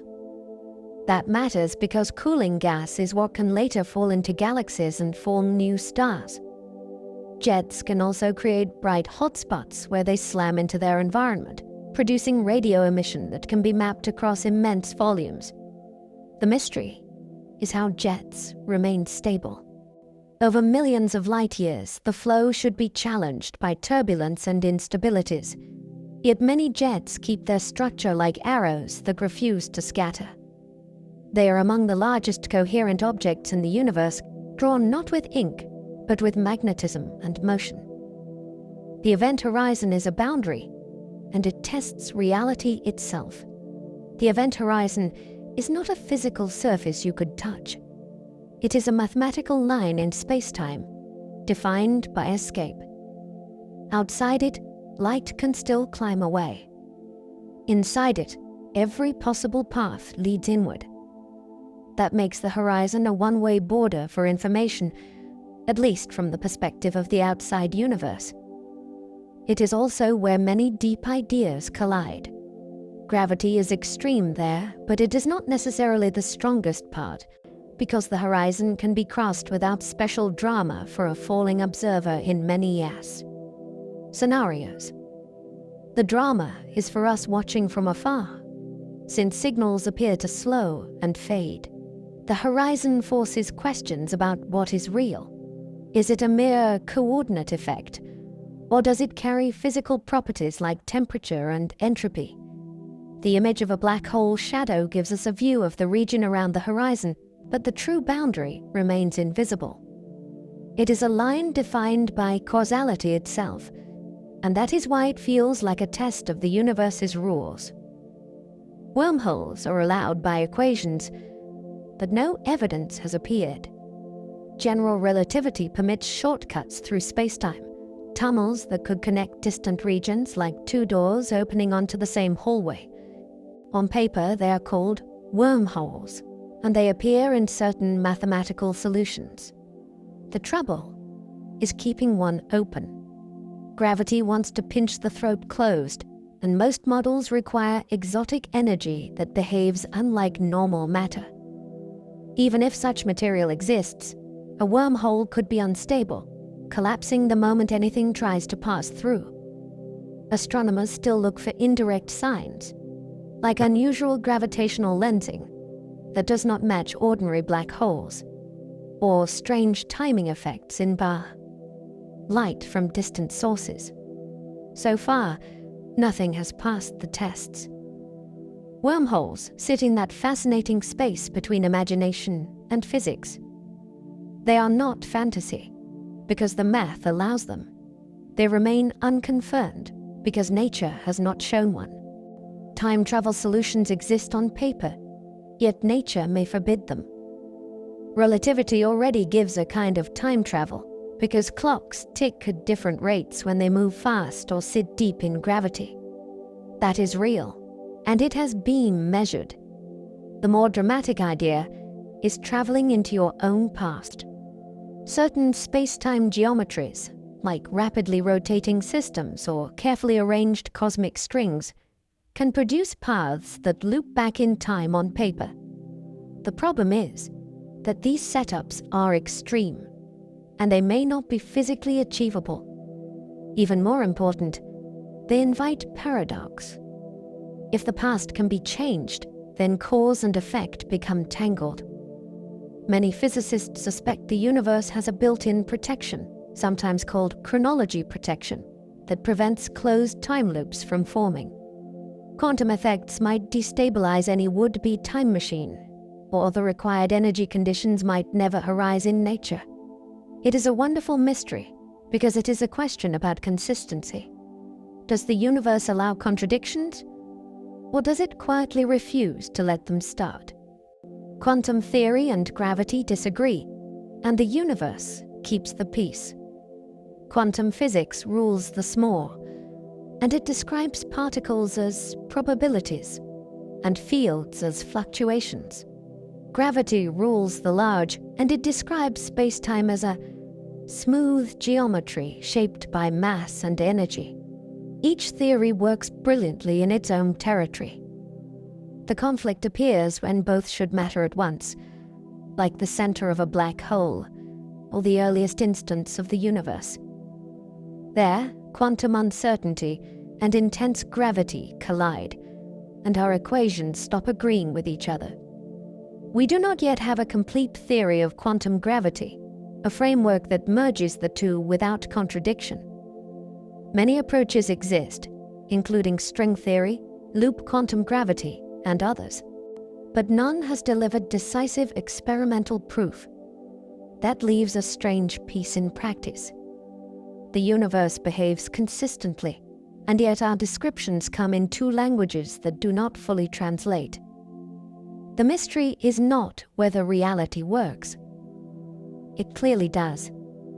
The mystery is what deeper set of rules allows both the quantum and the cosmic to be true at once. Dark matter might be particles, or it might be something stranger. The evidence for unseen mass is strong, but the identity of that mass remains open. A popular idea is that dark matter is made of new particles that rarely interact with ordinary atoms. Candidates include WIMP, actions, and other proposed species, each with different properties and search strategies. Experiments deep underground listen for rare collisions, while telescopes watch for telltale signals in space. Yet the lack of a clear detection has encouraged wider thinking. Perhaps dark matter is not a particle at all. Some ideas modify gravity itself, changing how it behaves at very low accelerations.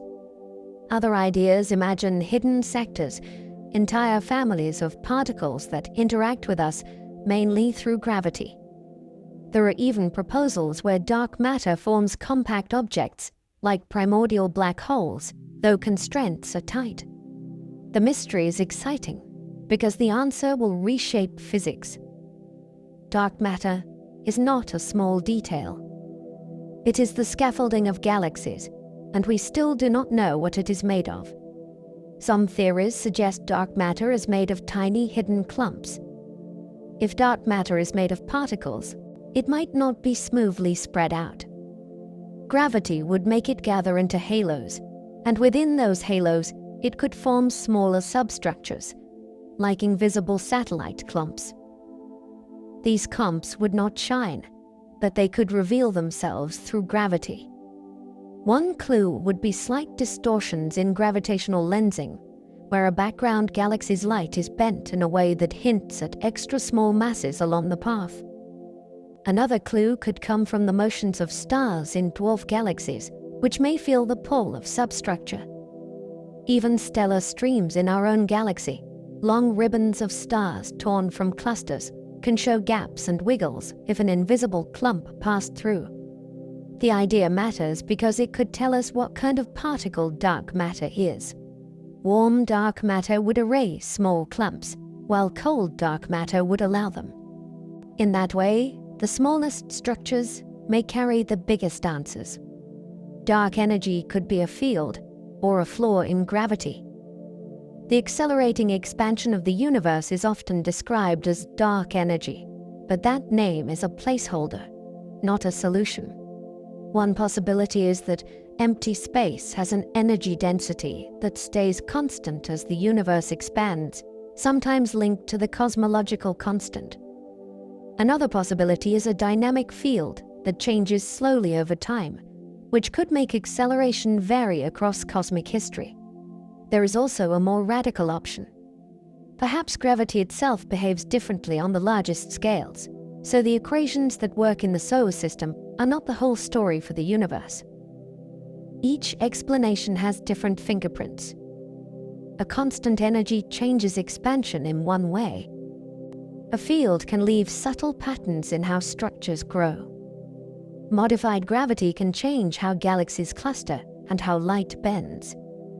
Observations are improving, but the differences are subtle, and the universe is messy. The mystery is not just about acceleration. It is about what space is, and whether gravity is exactly what we think it is. The Hubble constant disagrees with itself, depending on how we measure. There are two main ways to measure the expansion rate today. One starts nearby, using distance ladders built from objects like Cepheid stars and Type ER supernova.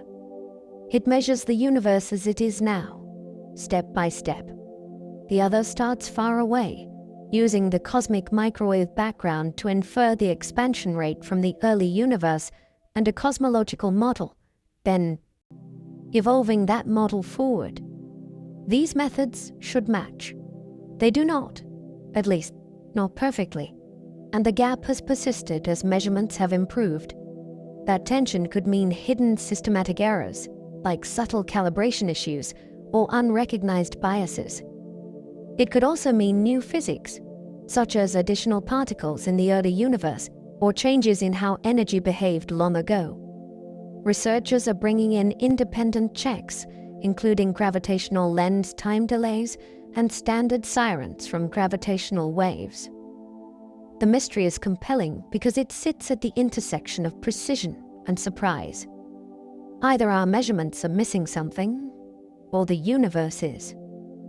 The lithium problem hints our early universe recipe may be incomplete. Big Bang nucleosynthesis predicts how the first light elements formed in the first minutes, before stars existed. Those predictions match observations well for hydrogen and helium, and they do reasonably well for deuterium. Lithium is the awkward exception. The simplest models tend to predict more lithium than we observe in the oldest stars. That mismatch has been stubborn, which makes it interesting. The solution could be astrophysical. Perhaps lithium is destroyed or hidden inside stars in ways we do not fully model, especially over billions of years. Or the solution could be cosmological. Perhaps the early universe had additional processes, like decays of exotic particles that altered element production. Even small changes in particle physics can shift the outcome, because the early universe was a delicate chemical factory. The lithium problem is a small element with a big implication. It suggests we have either misunderstood ancient stars or missed a detail in the universe's first chemistry. Matter and energy may come in hidden forms beyond our detectors. Physics has a history of discovering invisible ingredients by their effects. We found neutrinos because energy seemed to vanish in radioactive decay. We inferred dark matter because galaxies move as if extra mass is present. In the same spirit, there may be additional fields or particles that rarely interact with the forces we use to detect things. Some might couple only weakly to light, or only through gravity. Others might exist at energies we have not reached in accelerators, or in environments we cannot reproduce on Earth. Hidden components could influence how the early universe expanded, how structures formed, or how stars evolve. They could also show up as subtle anomalies in precision experiments, like unexpected shifts in particle decays or tiny deviations in fundamental Baker constants. The challenge is that the universe offers many places to hide. Absence of evidence is not evidence of absence, but it is a narrowing map. Each new constraint closes doors, and each unexplained hint opens another. The mystery keeps the frontier alive because it asks a simple question. Have we met all the actors on nature's stage? The vacuum of space may seethe with temporary particles. In quantum field theory, what we call empty space is not a static void. Fields exist everywhere, and they can fluctuate even when no particles are present. These fluctuations are not directly visible, but their effects can be measured. The Casimir effect, for instance, shows that two closely spaced metal plates feel a tiny attraction, as if the vacuum has pressure that changes with geometry. On cosmic scales, vacuum behavior may matter even more. If space has an inherent energy, it could contribute to cosmic acceleration. If vacuum fluctuations influenced the early universe, they could have seeded structure by providing the initial irregularities that gravity later amplified. The vacuum also raises deep questions about what is real. If nothing has measurable properties, then emptiness is a kind of physical medium with rules and limits. The mystery is that the most familiar backdrop of existence may be an active participant. Space, even when it looks empty, may be doing quiet work in the background. The cosmic web links galaxies in filaments we cannot fully map. On the largest scales, galaxies are not sprinkled evenly. They gather along immense strands of matter, with wide, emptier regions in between. This structure is called the cosmic web, and it looks like a three-dimensional lacework stretched across billions of light-years. We can trace parts of it by counting galaxies, but much of the web is made of faint gas and unseen mass that does not glow brightly. Some filaments are hinted at when background light passes through them and picks up subtle absorption fingerprints. Others show up when hot gas gently distorts ancient microwave light as it travels toward us. Mapping the web is like trying to sketch a forest at night, using only the way it blocks distant headlights. Still, the web matters because it guides how galaxies grow and where they get their fuel. It is the universe's scaffolding, and we are still learning its full shape. Galaxies appear aligned strangely in places, and it may be chance. In a universe built from randomness and gravity, you still expect patterns, but not patterns that look coordinated across great distances. Yet astronomers have found cases where galaxy spins, shapes, or orientations seem to line up more than simple statistics would suggest. Sometimes it happens within a cluster, where shared history could naturally align motions. More puzzling are reports of alignments that stretch across larger regions, where direct interaction seems unlikely. The hard part is separating a real cosmic signal from the many ways humans can be fooled by data. Surveys have selection effects, measurement uncertainties, and complex biases in how galaxies are detected and classified. Even a small bias can mimic an alignment when you have large catalogs. Researchers test this by using independent surveys, different analysis methods, and simulated universes that include known systematics. If the alignments persist, they could hint at early universe conditions or large-scale tidal fields. If they fade, they become a lesson in humility and careful inference. Some galaxy clusters seem to collide too fast for simple models. Galaxy clusters are the heaviest bound structures we know, and when two of them approach each other, the encounter becomes a slow-motion catastrophe. Galaxies mostly pass through, but the hot gas between them can slam together, shock, and heat to tens of millions of degrees. By measuring shock fronts and the separation between gas and gravitational mass, astronomers can reconstruct collision speeds.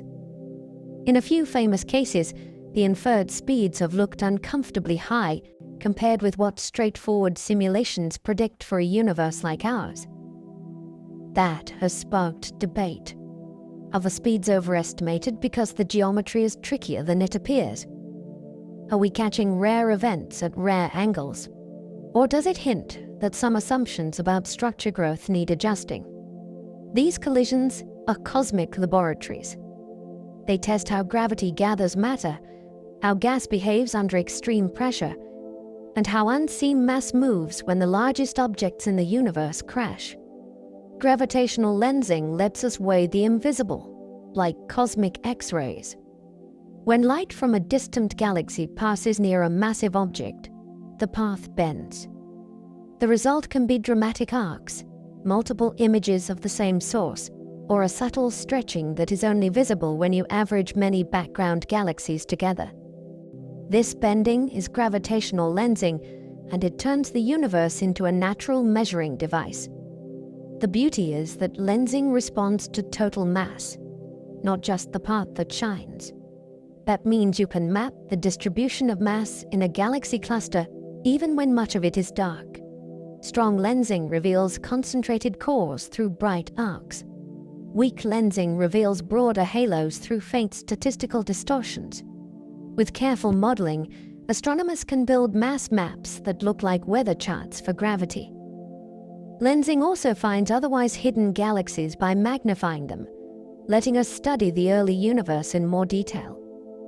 It is one of the rare techniques that makes the invisible measurable, using light that was already on its way to us. We still debate how the first stars ignited in the dark. Before the first stars, the universe was filled mostly with hydrogen and helium, with no heavier elements to help gas cool. Cooling matters because heat resists collapse. So the earliest stars had to form under tougher conditions than stars today. Many models suggest the first stars were unusually massive because large clumps of gas could collapse without fragmenting into many small pieces. If that is true, these stars would have burned hot and fast, producing intense ultraviolet light and ending in violent deaths that seeded space with the first heavier elements. Yet we have never seen a true first-generation star directly, and their signatures must be inferred from later clues. Astronomers search for extremely metal-poor stars in our own galaxy, since their chemistry may preserve the imprint of the first explosions. They also search for indirect signals in distant galaxies and in the glow of the early universe. The mystery is about beginnings. It asks how darkness first learned to shine. Reionization changed the universe's fog, and its details are still unfolding. After the universe cooled, neutral hydrogen filled space and easily absorbed certain kinds of light. In effect, the cosmos was foggy to ultraviolet radiation. Then the first luminous objects turned on, and their energetic photons began stripping electrons from hydrogen again. This era is called reionization, and it was a phase transition for the universe. It changed how light could travel, and it altered how gas behaved around young galaxies. The big questions are about timing and responsibility. Did early stars do most of the work? Did small galaxies contribute more than rare bright ones? Did black hole activity play a role? Observations offer hints. The spectra of very distant quasars show absorption patterns that change with redshift, which suggests the fog cleared gradually. Measurements of the cosmic microwave background also carry integrated information about free electrons along the line of sight. New telescopes are now finding galaxies deep in this era, and their properties are helping us reconstruct how the fog lifted. It is history written in photons, and we are still learning to read it. There may be planets around dead stars surviving the apocalypse. When a sun-like star runs out of fuel, it swells into a red giant, and later sheds its outer layers, leaving behind a white dwarf. That process can be brutal for nearby planets, and it can destabilize orbits. Yet evidence suggests some planetary material survives. Astronomers have found white dwarfs whose atmospheres contain heavy elements that should sink quickly, which implies ongoing accretion of rocky debris. In some cases, dust disks have been seen circling these dead stars, likely made from asteroids or fragments torn apart by tidal forces. This is a haunting scene. A star has ended, and the leftovers of a planetary system continue to orbit, collide, and sometimes fall inward. It also gives us a glimpse of our own far future, because the sun will one day become a white dwarf. The mystery is which worlds survive intact, which are destroyed, and how often new stable configurations emerge after the chaos. Pulsar planets exist, and their origin story is wonderfully bizarre. The first confirmed exoplanets were not found around a sun-like star. They were found around a pulsar, a rapidly spinning neutron star that emits beams like a lighthouse. Planets there seem almost impossible at first glance, because the supernova that created the pulsar should have blasted nearby material with lethal energy. So how can planets exist in that neighborhood? One idea is survival. A planet far enough away might endure the explosion and remain bound. Another idea is rebirth. After the supernova, a disk of debris could form around the pulsar, and planets could assemble from that wreckage, like new worlds built from ashes. Pulsar timing is so precise that even small planets can be detected through tiny wobbles in the pulse arrival times, which is how these were found. Their existence expands our sense of where planets can be, and how strange their formation pathways might be. They are reminders that nature does not always follow the most comfortable script. Interstellar dust can make new worlds and also hide them. Dust sounds trivial, but in space, it is a powerful ingredient. These tiny grains are often made of carbon-rich material, silicates and ices, and they provide surfaces where molecules can form more easily than in, quote, open gas. In cold clouds, dust helps build complex compounds by giving atoms a place to meet and stick. Dust also blocks and scatters visible light, which is why many star-forming regions look like dark gaps in the Milky Way. That hiding effect is frustrating, but it is also revealing, because it pushes us to use infrared and radio astronomy to see what is happening inside. In young systems, dust grains collide and clump, growing from smoke-sized particles into pebbles, then into planetesimals that can become planets. Dust is both curtain and construction material. It obscures, it cools, it catalyzes, and it builds. The mystery is in the details of growth. We can watch disks around young stars, but the jump from grains to planets is still a story with missing pages. The first galaxies may have been small, yet astonishingly bright. In the early universe, galaxies had less time to assemble, but they may have formed stars at a furious pace. Some early candidates look compact, with intense light pouring from relatively small volumes. That brightness could come from rapid bursts of star formation, from unusually massive stars, or from low dust content that lets ultraviolet light escape more easily. It could also reflect different stellar populations than we see nearby today, with hotter stars contributing more blue light. Another possibility is that early galaxies were fed efficiently by cold streams of gas, providing steady fuel even while the universe was young. The challenge is interpretation. At extreme distances, light is stretched to longer wavelengths, and measurements depend on careful modeling of spectra and dust. As data improves, astronomers can separate starlight from other contributions and estimate ages, masses, and star formation rates more reliably. These first galaxies matter because they help transform the universe's environment, and because they tell us how quickly order can emerge from cosmic beginnings. Some exoplanets have comet-like tails, losing their atmospheres to space. Some worlds orbit so close to their stars that their surfaces and skies are being stripped away. Intense starlight heats the upper atmosphere until atoms and molecules escape, flowing outward like steam from a kettle. In extreme cases, dust can be dragged along too, creating a trailing tail that can stretch for huge distances behind the planet. When such a planet passes in front of its star, the tail can make the dip in starlight look lopsided, with a slow fade in or a lingering recovery. That strange transit shape is one way we infer the tail's presence. This is planetary erosion in real time. Over long spans, a once substantial world could be carved down, perhaps leaving a dense core behind. It also teaches us what starlight can do to a planet's chemistry. A tail is not just a visual. It is a record of a world shedding itself, atom by atom, into interplanetary space. A few planets orbit in ours, skimming dangerously close to their stars. Some planets whip around their stars so quickly that a year lasts less than a day. These ultra-short period worlds circle at distances where tides are fierce and temperatures can climb high enough to melt rock.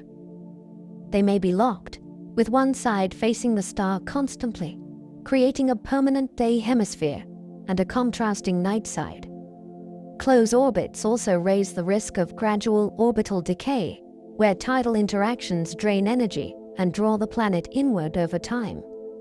Many of these worlds are likely rocky and dense because fluffier planets would be puffed up and stripped by radiation. Their surfaces may host magma seas, and their thin atmospheres could be made from vaporized minerals rather than water and nitrogen. Detecting them is surprisingly efficient because they transit often, giving repeated chances to measure the same signal. The mystery is how they got there. Did they form close in, or migrate inward from farther out? Each one is a reminder that planetary systems can produce worlds that seem to live on the edge of destruction. Some worlds may rain iron, driven by night-side condensation. On certain extremely hot, giant planets, the dayside can become hot enough to keep metals in gas form. Winds then carry that metal-rich air toward the cooler night side, where temperatures drop just enough for the vapor to condense into droplets. In that scenario, the planet could host rain made of iron, and perhaps other minerals, falling through an atmosphere that is nothing like Earth's. This is not a poetic metaphor. It is a straightforward consequence of chemistry under heat, plus powerful winds on a tidally locked world. The cycle would resemble a bizarre water cycle, but with metals and rocks playing the starring roles. Observations cannot see the raindrops directly, yet they can hint at these processes through phase curves that track how the planet's brightness changes with orbit, and through spectral signatures that suggest certain elements disappear where condensation is expected. These worlds are laboratories for weather at the edge of what matter can do. They show that in the right environment, even iron can behave like a cloud. Exoplanet atmospheres can be measured, yet clouds confuse the signals. When a planet transits its star, a thin ring of starlight filters through the planet's atmosphere. Molecules in that atmosphere absorb specific wavelengths, leaving faint fingerprints in the spectrum. This technique has revealed gases like sodium, carbon monoxide, and water vapor in some worlds. The difficulty is that clouds and hazes can mask the fingerprints. A high-altitude haze can flatten the spectrum, making an atmosphere look featureless even when it is chemically rich. Different cloud compositions can also mimic each other, which makes interpretation tricky. Some clouds may be made of silicates or metal compounds, especially on hot planets, while cooler planets may have different condensates.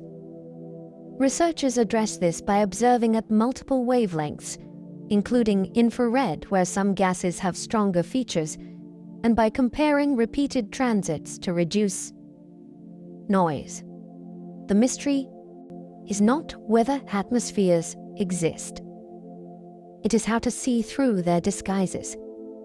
A cloud layer can turn a clear chemical story into a blurred silhouette, and teasing it apart is one of the most active puzzles in exoplanet science.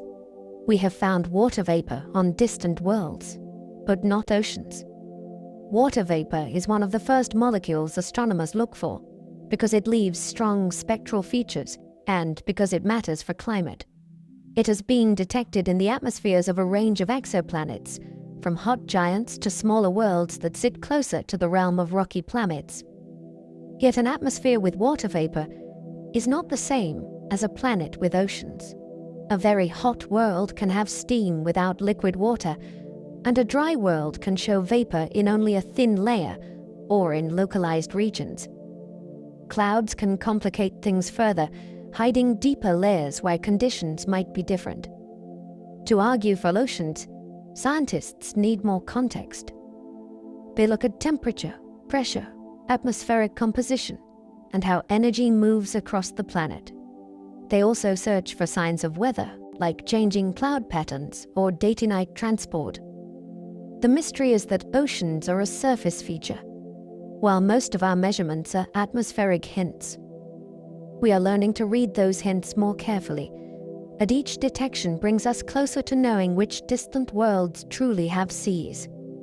The search for technosignatures is young and full of open questions. If another civilization exists, it might leave detectable traces that are not biological, but technological. Radio signals are the classic example, since narrowband transmissions can stand out from natural noise. Yet radio is only one possibility. Lasers could appear as brief optical flashes. Industrial chemistry might alter an atmosphere in distinctive ways. Large-scale engineering, if it existed, could reshape starlight in measurable patterns. The difficulty is choosing what to search for without assuming aliens behave like humans. Another challenge is separating artificial signals from natural and human-made interference. The field is learning to use machine learning to sift large data sets and to coordinate observations across multiple telescopes so that a candidate can be checked quickly. The search is also becoming more systematic, moving from a few targeted stars to wide surveys of the sky. The mystery is not only whether anyone is out there, it is also what would count as evidence, and how we would recognize it when it arrives. In that uncertainty, the search feels like a new kind of exploration. Our probes will drift between stars, carrying human fingerprints quietly. A few human-made spacecraft are already on trajectories that will carry them beyond the outer planets, beyond the Sun's main influence, and eventually into our interstellar space. They will not arrive at a nearby star anytime soon, but over vast spans, they will pass through the galaxy as small artifacts of our species. Some of these probes carry intentional messages, such as the Voyager Golden Records, designed as time capsules that describe Earth through sounds, images, and basic scientific ideas. Even without such records, the probes themselves are signatures, built from metals and electronics that do not form naturally in that arrangement. In a sense, they are our first physical presence beyond the solar system, and they will likely outlast many things on Earth. The long drift also raises a quiet question about contact. If another civilization ever finds them, it will be because curiosity is universal. The probes are slow, silent ambassadors, and their journey is both modest and profound. The edge of the observable universe is not an edge at all. There is a limit to what we can see, not because the universe ends there, but because light takes time to travel. Beyond a certain distance, light has simply not had enough time to reach us since the universe began. That boundary is called the observable universe, and it expands as time passes, revealing more regions as their light arrives. Yet there are also areas we may never see, because space itself is expanding.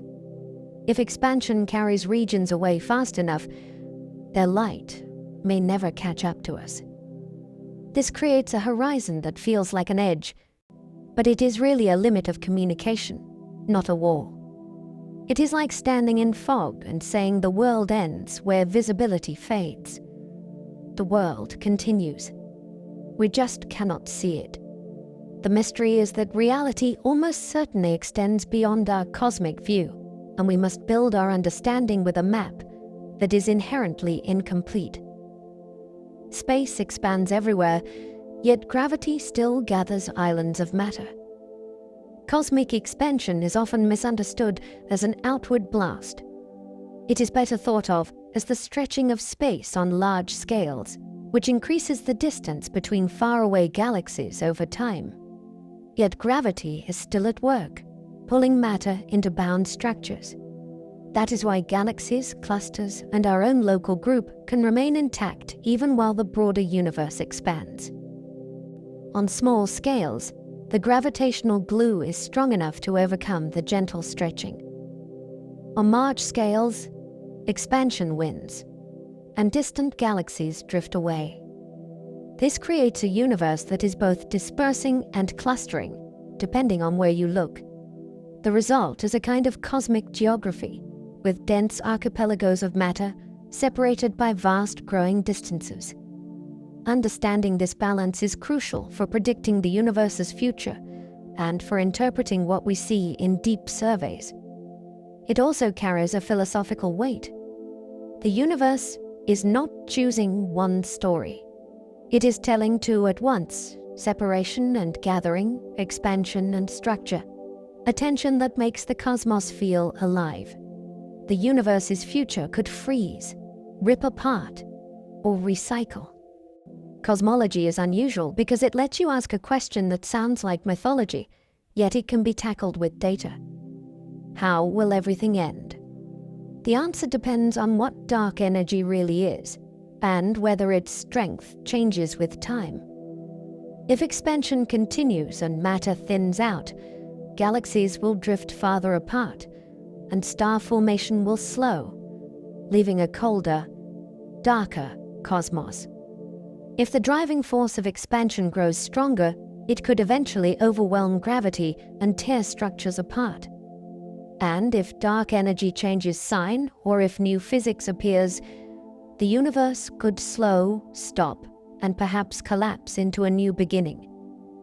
Each option is a different ending to the same story, and all are being tested by measuring how expansion behaves across cosmic history.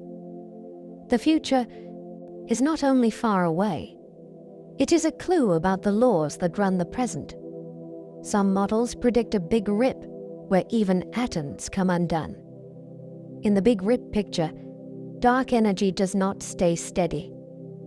It strengthens as time passes. At first, that would be hard to notice, because local gravity would still hold galaxies together. Later, the expansion would become more forceful. Galaxy groups would separate, then galaxies themselves would be pulled apart. Eventually, even solar systems would be disrupted, as the stretching of space overwhelms the forces that keep planets in orbit. The most unsettling step comes last. If the runaway continues, molecules and atoms could be torn apart as the expansion wins over the forces inside matter.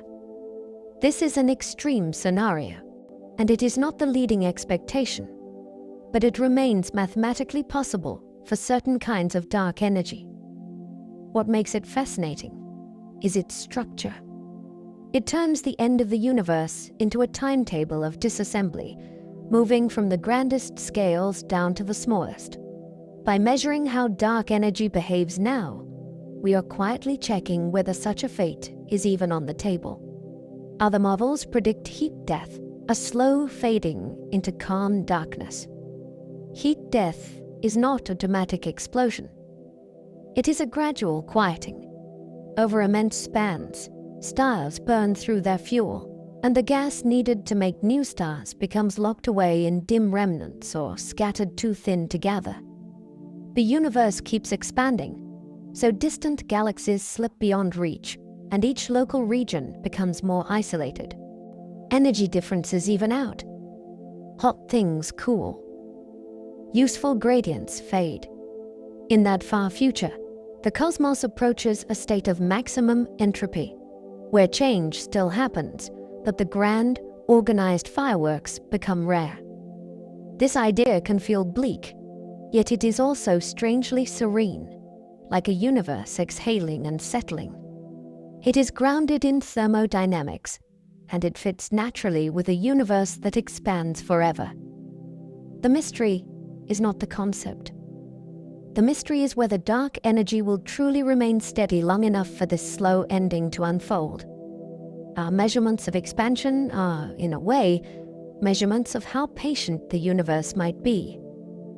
A cyclic universe is possible, though evidence remains elusive. A cyclic universe offers an ending that is also a beginning. Instead of one big bang followed by endless expansion, the cosmos could pass through repeated phases, expanding, cooling, then somehow contracting or resetting into Ca. Another hot start. There are many ways to imagine this in physics.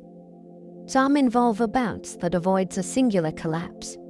Others involve branes or extra dimensions, where cycles are driven by dynamics beyond ordinary space. The appeal is obvious. It sidesteps the question of a single absolute beginning and offers a rhythm to cosmic history. The difficulty is survival of evidence. Each cycle could erase the detailed record of the previous one, leaving only faint traces in primordial patterns or in the distribution of large-scale structure. Scientists look for signatures that would be hard to mimic in simpler models, such as certain imprints in the spectrum of early universe fluctuations. So far, nothing has forced a cyclic conclusion. Yet the idea persists because it is a serious attempt to make cosmology feel complete, with no first page missing. The multiverse is a serious idea, yet it is hard to test. The multiverse is often treated like science fiction, but it grows naturally out of some scientific frameworks.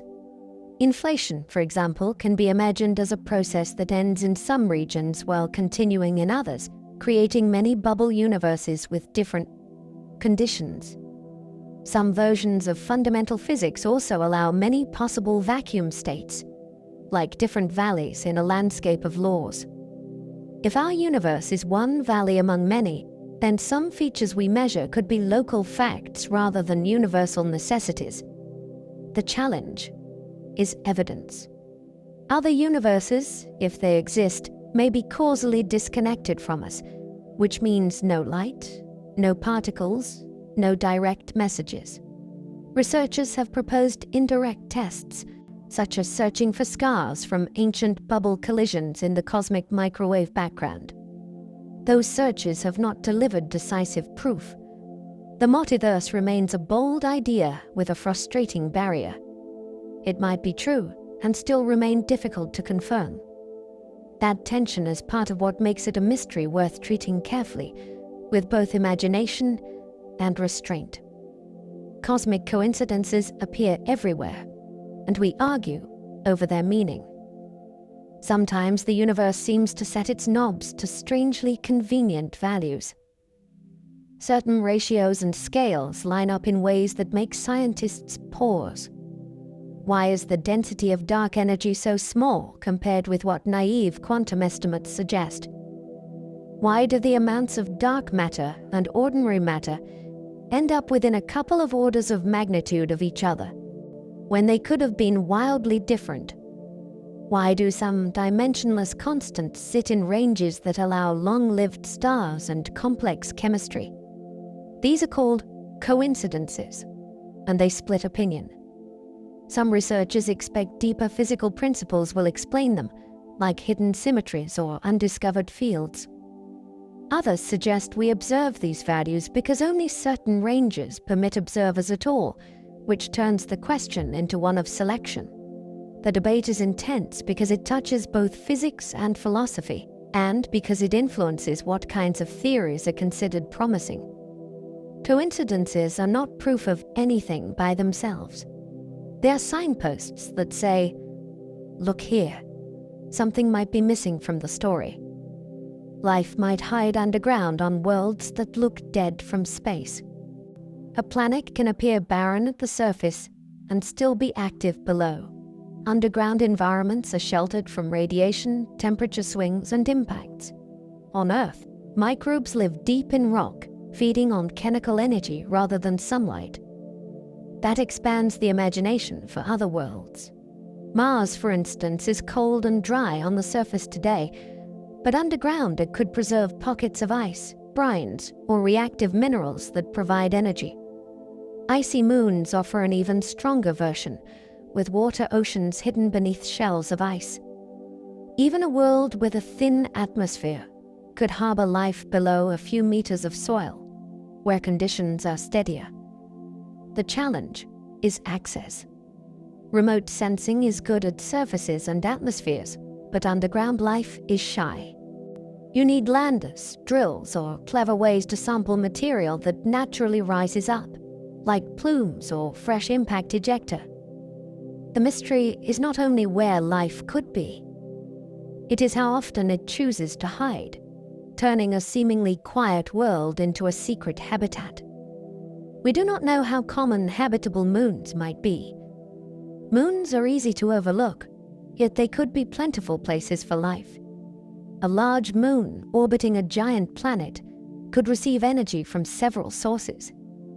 Starlight, reflected light from the planet, and tidal heating from gravity flexing can all contribute. That means a moon might stay warm enough for liquid water, even when the planet is far from its star. A thick atmosphere could help, and so could an internal ocean beneath ice. The ingredients for habitability are not limited to planets, but moons are harder to detect around other stars. Their signals can be subtle, appearing as small timing shifts or extra dips in starlight during a planetary transit. Even when a candidate is suggested, confirmation is difficult. Meanwhile, our own solar system hints at possibilities. Multiple moons show signs of hidden oceans, and they exist in very different environments. If moons can be habitable here, they could be common elsewhere. The mystery is how many exist, and how many stay stable for long enough to let chemistry grow into biology. The simplest question remains open: why is there something at all? Physics can describe how the universe evolved from a hot, early state into galaxies, stars, and planets. It can even propose mechanisms for how a universe might arise from quantum conditions. Yet beneath those explanations sits a question that refuses to go away. Why does anything exist rather than nothing?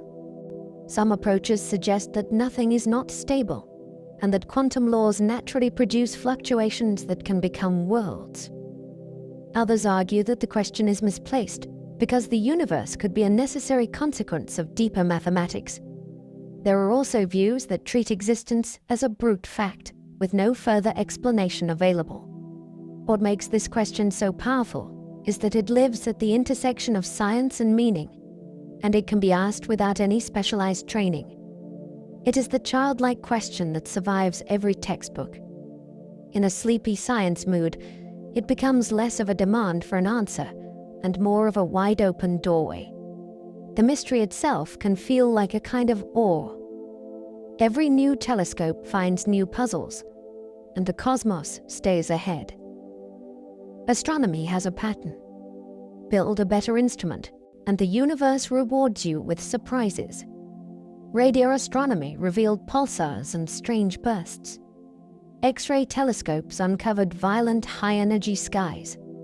Precision surveys mapped dark matter through lensing and charted planets around other stars. Each leap in sensitivity expands not only what we can measure, but what can be unexpected. A new telescope does not just fill in missing details. It often reveals entirely new categories of objects, or behaviors we did not predict, or tensions between measurements that force theories to adapt. This is not a failure of science. It is how science grows, by being confronted with reality at higher resolution. The cosmos stays ahead because it is bigger than our current imagination, and because we are always sampling it with incomplete tools. That is a hopeful kind of mystery. It means there will always be more to learn, more to wonder at, and more reasons to look up.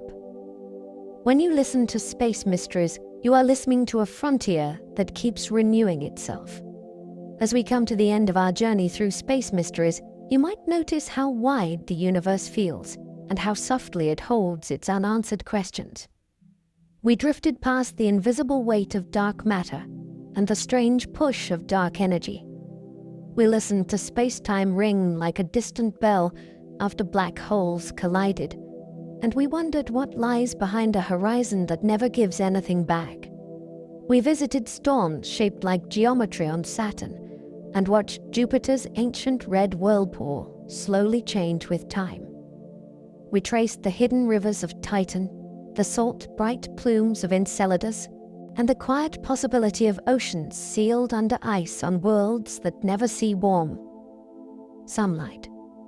We followed the ghostly paths of neutrinos, the sudden flare of magnetars, and the brief, haunting whisper of a signal that appeared once and never returned. And through it all, the biggest mystery stayed close. The cosmos keeps offering clues, but it never rushes, and it never tells the full story at once.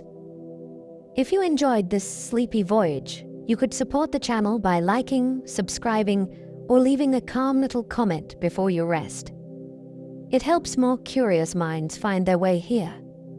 And if you are still awake, there is another video waiting on your screen, ready to carry you onward into another corner of science.